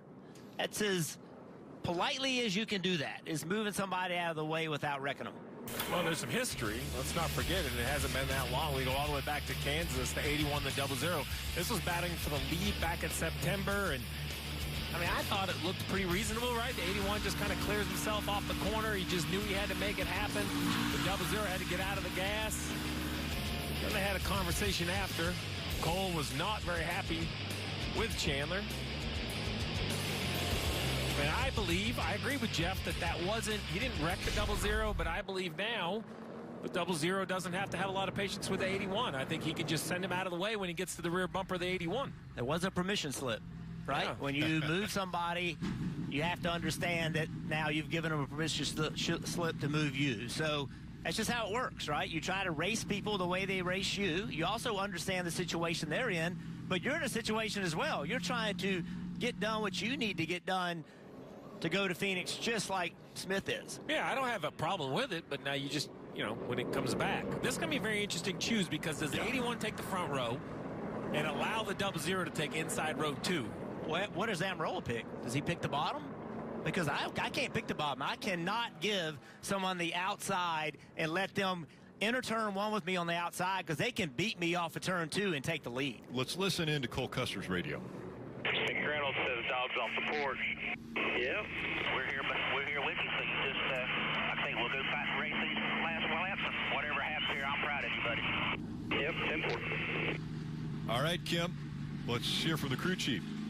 Yeah, Jonathan Tony calling the shots for Cole Custer. We heard you tell him, whatever you do, I'm proud of you. What do you want to see Cole do on this restart?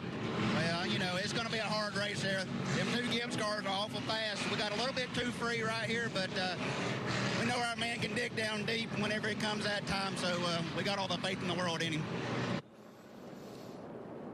All right.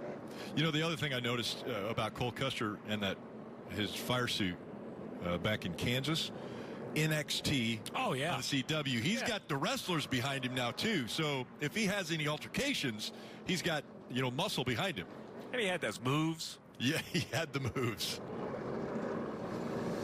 Getting ready to choose. All right, so we're going to find out. Almirola, Custer, Chandler Smith, where will they line up for the restart? It'll be 24 laps remaining. Oh. I knew he wasn't going to go follow him. So I think this is an opportunity for Chandler Smith.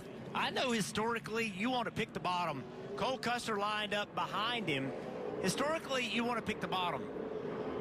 But if Chandler Smith can exit turn 2 door to door with the 20, I think he has the advantage down the back straightaway. I cannot believe the 00 took the top of row 2. A little surprising. I like the top of row 1. I get your point there. But the top of row 2 is surprising. Now, he obviously has a reason. We're getting ready to see it. If the 81 could clear the 20, then the 00 could also clear the 20. Because when you're on the bottom, and if your car doesn't turn in the middle of the corner, you're in trouble. Yeah. All right, 24 laps remain. And the decision as to who the championship for is about to be decided. And an issue with the 1. There was some contact there on the restart. Yeah, there's a lot of smoke coming out of the 1. I don't know if that's fluid or just a tire rub, but heavy damage on the 1. The 81 up the racetrack. 00 up the racetrack. Cars wrecking behind. A lot of smoke behind the 1 of Mayer. We stay green. That all worked out great for the 7 of Allgaier. Oh, and around goes the 28 in the back. And so Ryan Sieg is around and brings out the caution. That's 3.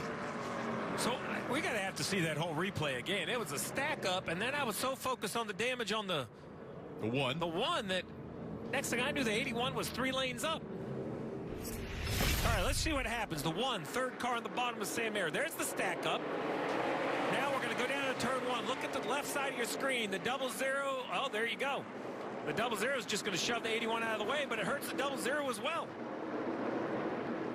Well, it hurts the 00, but it takes the 81 out of the position to win the race. Yeah. But who it does help is the 8. Watch the 8. He's in the same position also that he has to win this race. Look what happens. He drives all the way to 3rd. So you hurt one guy's chance, but you helped another's. Yeah, Cole Custer focusing on the 81 may have let the 8 slip by. And now the 8 is in contention. There's all the damage to the 1 of Sam Mayer. Yeah, I think it's knocked the radiator out of this right here. I think we're going to see some fluid underneath the hood or something. Yeah, they're looking down underneath there. Let's listen into the 00. I mean, it comes around, it goes around. Absolutely. Absolutely. I don't think nobody blames you for any of that, so. But it's not effective. It's definitely, it could hurt him. Yeah, I mean, I get it. Like, it's easy to say, hey, you push me around, I'm willing to push you around, but you were running 3rd. Now you're running 6th, and you put the 8 car in position to win this race. So, yeah, okay, I got you back, but it hurt you. It didn't help you.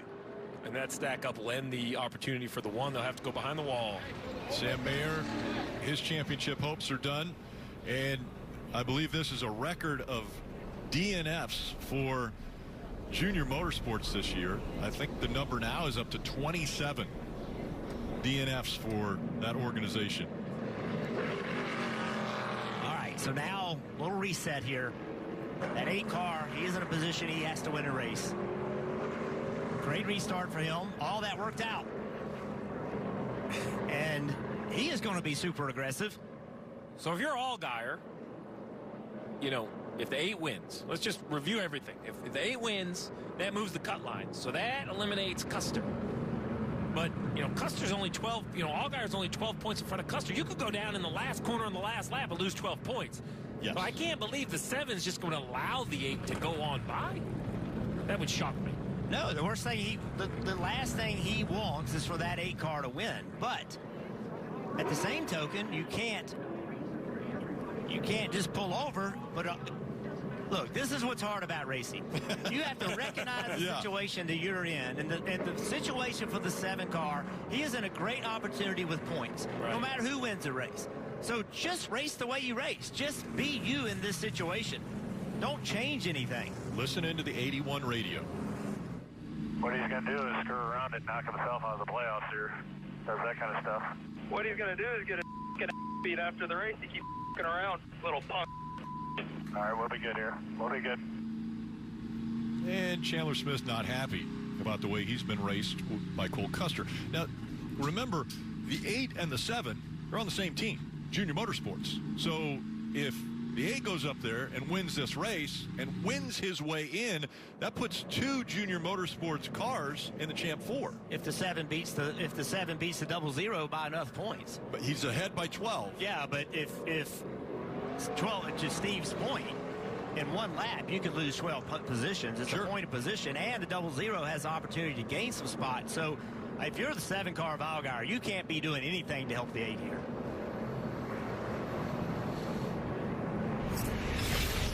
And let's take another look at why the caution came out. It wasn't the 1. It was actually the 28 of Ryan Sieg there. Shane Van Gisbergen in the 97 was behind him.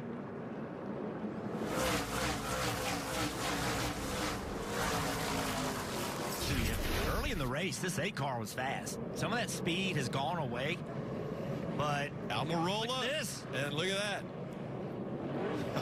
Allgaier goes to the bottom. I think that's a guy saying there's less chance of me getting spun out from the bottom lane. Yep. Right? I mean, that's... Well, look at Cole Custer. Yeah. He could have pulled up all the way behind the 8 car, and he decided not to. Which is crazy, because that's where he decided to line up from 3rd. Didn't work out so well. So, not doing that again. It will be 16 laps to go. The choose has been something, I think we overlooked just how much it plays into some of these races. All these years, you just lined up where you had to. This is a great opportunity for Sammy Smith. Sammy Smith. Look, here's the deal for Sammy Smith. If you can leave the restart zone next to the 20 car, you are in great spot. Sammy Smith came in 95 points below the cut line. He has to win to go to the championship 4. Oh, he got the start he needed, but something happened where he couldn't keep the pace on the front straightaway. Either wheel spin or the shift. It did not work in the second half. Now they will clear the 7, though. Puts him in position.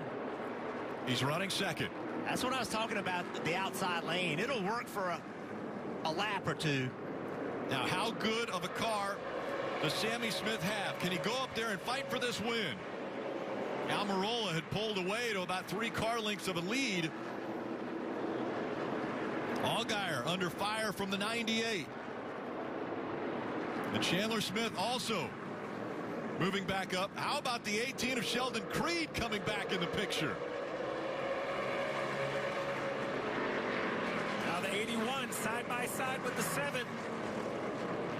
The 8 and the 81 are both must-win situations. The only advancement is a win. And the 8's running a 20 down. At last lap, he was faster. 13 laps to go. The gap still a little over a car length. Almirola, the veteran. Cup racing a year ago, retired, said wasn't going to cup race full time. He's going to run a limited Xfinity Series schedule. He's doing that for Joe Gibbs Racing. He's already won twice behind the wheel of this 20 car and looking to sweep the Martinsville races. He won in the spring earlier. Things bottling up here. Brandon Jones in the 9.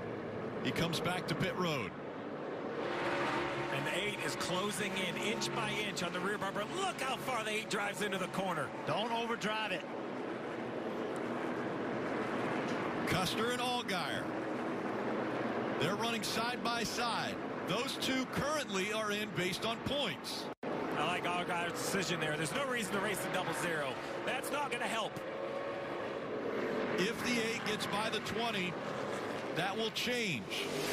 It would be Cole Custer being knocked out of the championship 4. Rear grip starting to come out of that 8 car. Wasn't able to leave the corner quite as well that time. He is pushing hard, and behind him, Smith is coming. 9 laps to go. Is there enough time for Chandler Smith to get into the picture?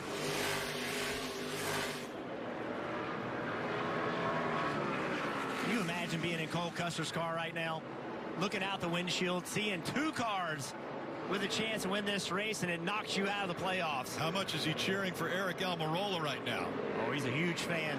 Do not let them past you. And Eric knows that he cannot let the 8 car get to his rear bumper. If he does, he's going around. Or at least get moved out of the way. The 8 car is so strong on corner entry. I can't believe he can make the middle of the corner with some of the entry speed he's carrying. Not really gaining on the 20 anywhere else, but on corner entry, he can pull all the way up. 7 to go. Watch how much he closes in right here. Almirola still a car length ahead through the center of the turn. 6 to go. I think the 8's going to have a shot. I think with a couple laps to go, he's going to have to make a decision. But one mistake and he won't. Correct. As he's trying to push the edge and find the speed, if he oversteps it, the 20 will get away from him. Only 5 more times around. Sammy Smith, can he get to the back bumper of the 20? Chandler Smith has not been able to close the gap. Running in that 3rd spot. Sammy Smith, 20 years old. Eric Almirola, 40 years old.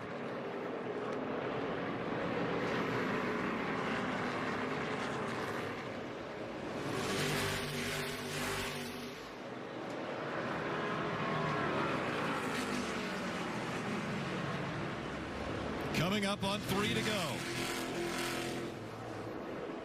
3 laps left. The pass for the win came in the final 2 laps in 4 of the last 5 races here at Martinsville. I feel like the 8 needs to try just a little bit wider entry or something to help his mid-corner speed. He's so good on entry, but he just can't roll the middle good enough to stay close.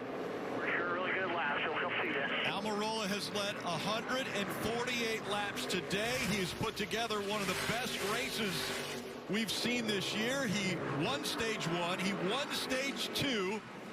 And now he's coming up on the final lap. Catch a lap traffic right here.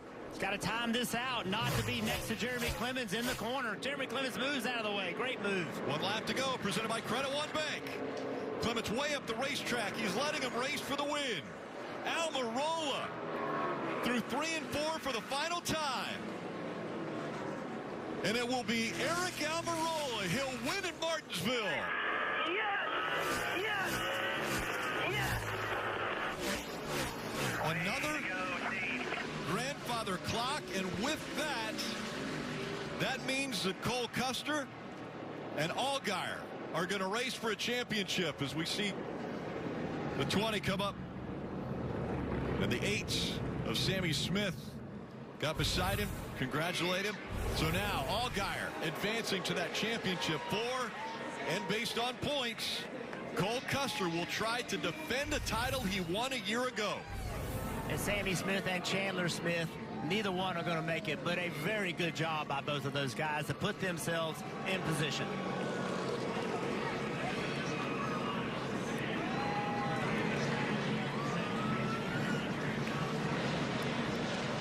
What a day for Chandler Smith and Sammy Smith. Both doing everything they could.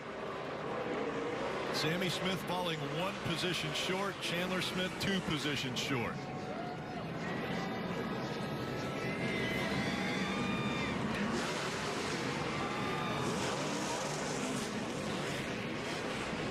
Remember, Chandler was very upset with Cole Custer.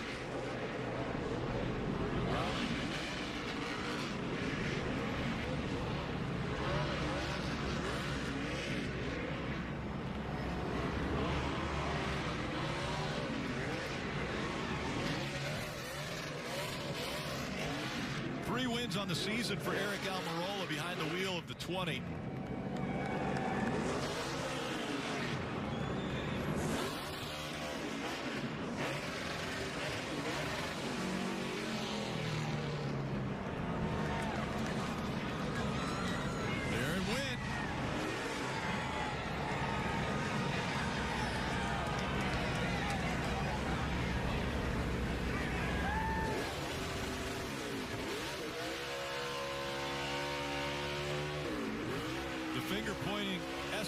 to a punch thrown.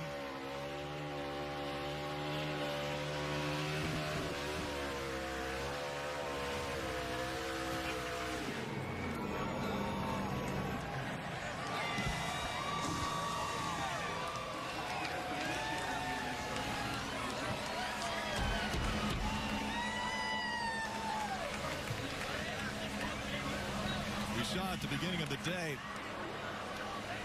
as the pre-race ceremonies were taking place, Eric Almirola has the whole family here with him, and they'll be able to celebrate. This is win number 7 of his career in the Xfinity Series.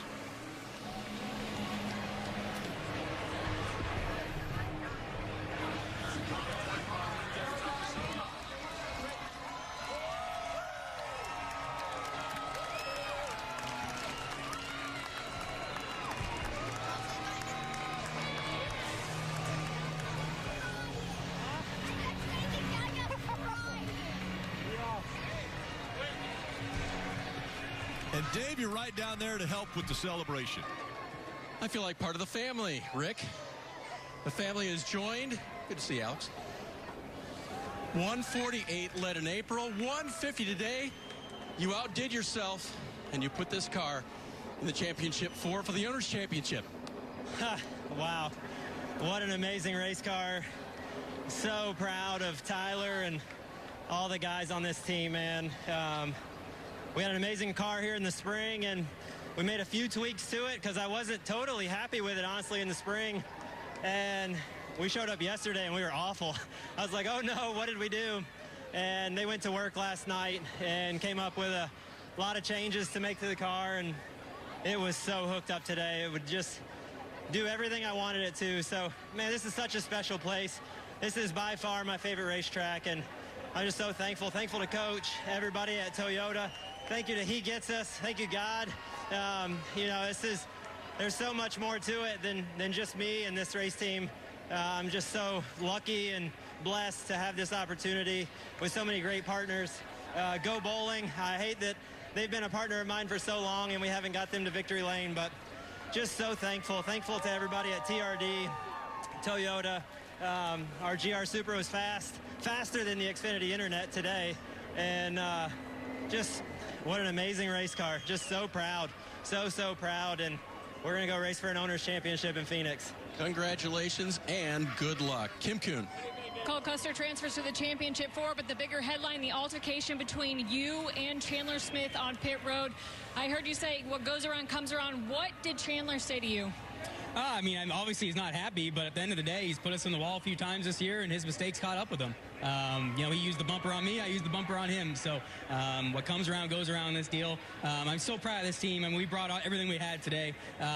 Kept us in the fight, you know, but JT and all the guys just did a great job all year, maximizing everything we had. So just can't thank Gene Haas, everybody at Haas Automation, Ford Performance. Can't wait to go to Phoenix now and see what we can do. Chandler has made it very clear that he does not care what happens because he doesn't know what his future is. After the altercation today, are you worried retribution might come at Phoenix next weekend as you run for a championship? I mean, it is what it is. I think at the end of the day, you know, he put us in the wall a few times this year. He kept us from winning a race, I feel like, at Kansas, and he used the bumper on me, I used the bumper on him. I don't know how we're not even. And then he punched me in the face. I can't even tell if he really punched me in the face. It was so soft. But at the end of the day, it was, we'll go on to Phoenix. All right, Cole Custer calls it even. Marty, what does Chandler Smith think? Let's chat with Chandler. So you got out of the car immediately. You were upset on the radio with how Cole Custer raced you on that one restart. What did you want to say to him when you went up to him, and were you planning to throw a punch? I was planning to do a lot more than that, to be completely frank with you. I was extremely pissed off. I gave him 5 laps before that caution came out and beat his bumper off and never shipped him or anything like that. Then finally it's like, all right, the laps are winding down. I'm in a must-win. The 20's starting to drive away. He was really good all day. I can't waste any more time with him. So I finally had a good enough run and pushed him up the racetrack and went on our way. But I gave him a chance for 5 laps before that, right? Well, I think he was the first guy all day that chose the outside lane from 3rd place, so that's very interesting. And then he didn't even give me a chance to make the corner when we got to turn 1. And funny enough, the restart right after that, picks right behind me again. How ironic is that? It is what it is. Super, super proud of everybody at Joe Gibbs Racing. We had a really, really fast number 81 QuickTime Products GR Supra, and I'm very passionate about this. I love this group. This group deserves to be in Phoenix and deserves to go out and contend for a championship. Just with how the playoff format is and whatnot, we were in a must-win situation tonight, and those are the cards that were dealt, and we're not going to go and race for a championship, and that's okay. We're going to go to Phoenix, and we're going to go try to kick their ass there. So this is not the first time with you and Cole Custer this year. He just said earlier that he feels like you took the win away from him at Kansas. You guys had words after that race. He said he feels like everything is even now. What do you think? I think he's going to blow his doors off after 5 laps in that race, honestly. Go back and look, the 20 was the best car that entire race. He was even better than me, better than the 00. At the end of the day, I didn't even know what he was mad about at Kansas until I went back, talked to him, was like, what were you mad about? And seeing what happened, I was like, okay, that's my bad. You can go back and listen to the spotters footage. He said clear, never knew you were outside. It's on me. And his thing was, well, you have a mirror and all that. I was like, that's great. I'm just letting you know what the situation was. So he can think we're even and all. But he's the one that's got more stakes than I do next weekend as well. So there you go. Chandler Smith obviously not letting this one go either, Rick. And I think this is to be continued next weekend as Cole Custer races for a championship. How will Chandler Smith race him?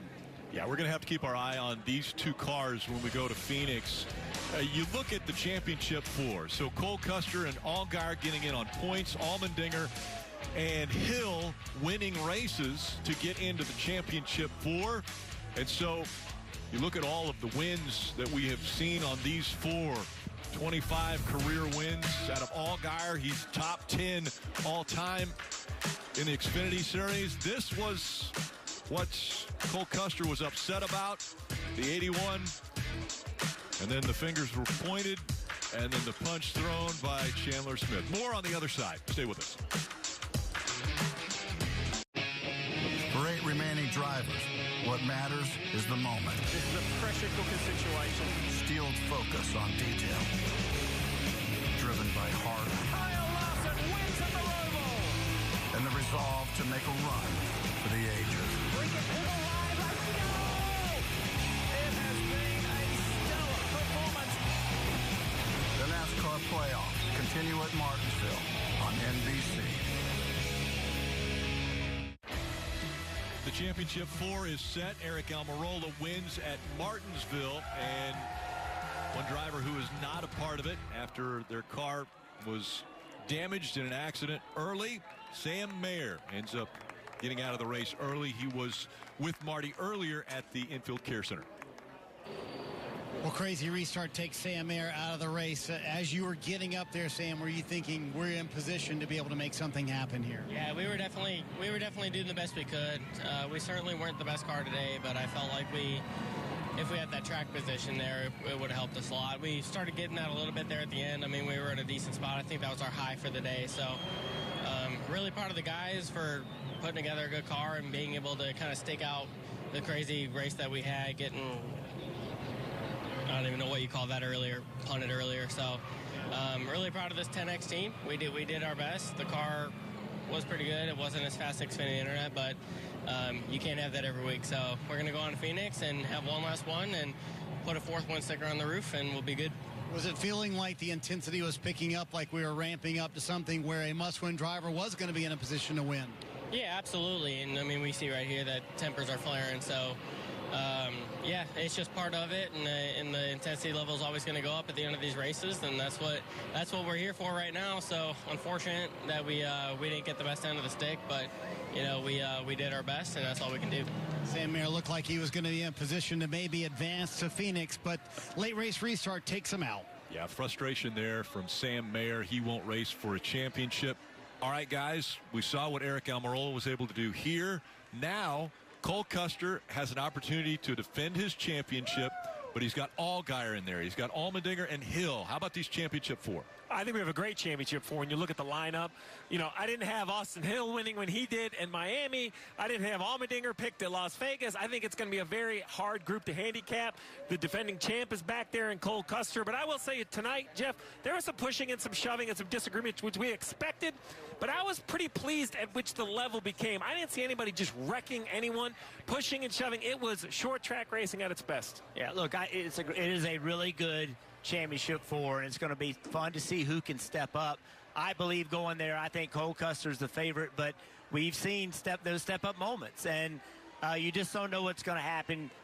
We also see it come down to the last lap, late race restarts, got to have great pit stops. Everything has to work. Any mistake and you're done. It's going to be a great battle between the Championship 4 in Phoenix. And let's start celebrating with the guys down in Victory Lane. Right now, it's DJ and Marty down there. Good to see you guys. What a fun evening of racing here at Martinsville. Championship 4 now set for the NASCAR Xfinity Series. So in the pre-race show, DJ, we said a non-playoff driver could win. We said a Joe Gibbs Racing non-playoff driver could win. We just picked the wrong one. We thought it might be Sheldon Creed, but Eric Almirola, what a performance from him to be able to sweep the year here at Martinsville. Yeah, just outstanding. I mean, he raced the playoff drivers really hard, but never got over the line to take the lead. And then once he got out front, he just dominated things from there. But it was great. He had to make sure that he made no mistakes because there were 2 drivers right behind him ready to take advantage of that and really shake up the playoff standings. So that's probably the only time we'll talk about the winner of the race today, Eric Almirola. Let's talk about what happened after the race. So your take on Chandler Smith, Cole Custer, is there a party that is wrong in this? Is there a party that's right in this? I think you can make a case for both sides. You know, you understand that's what this racetrack does to you as a driver, is it puts you in positions that are going to put you to make you do things, say things, throw punches, just be someone that you're really not because you understand the magnitude of the moment. I mean, I understand where both of them are. You know, Cole Custer, is trying to drive. He's really trying to keep Chandler Smith behind him because he knows if Chandler Smith can get by, then he might go up and win the race, and then all of a sudden Cole Custer's out, and your emotions just overflow at times. And, I'm sure they'll both think about, exactly what happened, but that's what this racetrack is about. It's why it's probably in the perfect spot before we go have the championship race. How much of this is Chandler Smith not knowing what he's going to do next year, not knowing if he has a career after the next couple of weeks, How much of that plays into this, you think, DJ? Yeah, maybe a little bit. I'm sure there's a lot weighing on that young man's mind right now. To be quite honest, I've been a fan of watching Chandler Smith race over the last few years. I think he is a Cup caliber driver at this point in time. I don't understand how he doesn't have an Xfinity ride. I really don't know why he's not being touted for a Cup ride, because he's that talented, I believe, and this could be somebody that's on the outside looking in. So there is a lot there for him in that respect. I think it's more just about that he had driven himself up there, got himself in a position, and then felt like that was really taken away from him. But you have to understand Cole Custer's position too.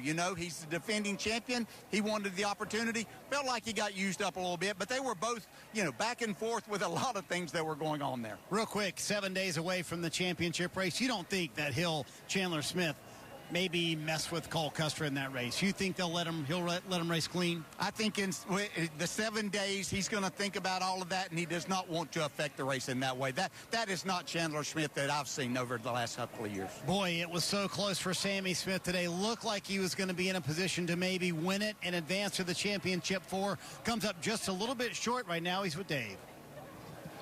Sammy Smith comes up short, but man, it was not without a fight there at the end. What were you thinking when you were catching the 20? Yeah, I just was hoping to be close enough to make a move on him, and we were just so close that it was tough to do that. But overall, a good day. Obviously, it's very disappointing we're not able to make it to Phoenix, but just thanks to all my partners, team, JRM, everybody. We had a good day, just kind of fought a little bit tight, loose all day, and there towards the end, we're a little bit just free. So frustrating, but a lot to build on. Where do you think the day kind of got away from you? Man, I think we had one run there. I think it started stage 3 that I fought too tight to fire off, but it would be good at the long run. And I just lost so much track position that I think I restarted 12th there when those cautions started to come out. So to get back up to second, it's not bad. We just we're one spot short. It'll take a little time to probably absorb all of this, but how will you look back on this season?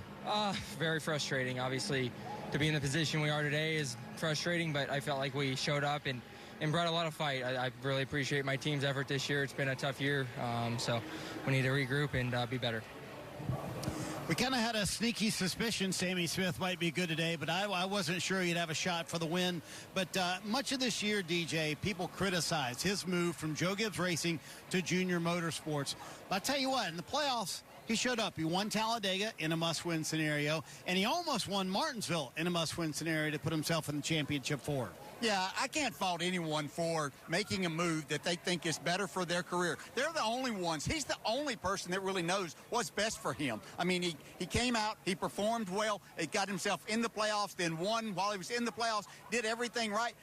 I really thought that he had a shot there because his car was good on the longer runs. But, you know, he came up against a very experienced Eric Almirola that knows how to win here, and did the best job. But Sammy Smith was outstanding there. I appreciate the talents that he has and the job that he did here. And now with a year under his belt at Junior Motorsports, you got to feel like it'll be a better 2025 for him as he continues to stay racing with Dale Earnhardt Jr., and that's how close he was there with Eric Almirola after the race. So Dave caught up with Jesse Love, who finished just outside the top 10 today. Jesse Love started the day up front with a shot.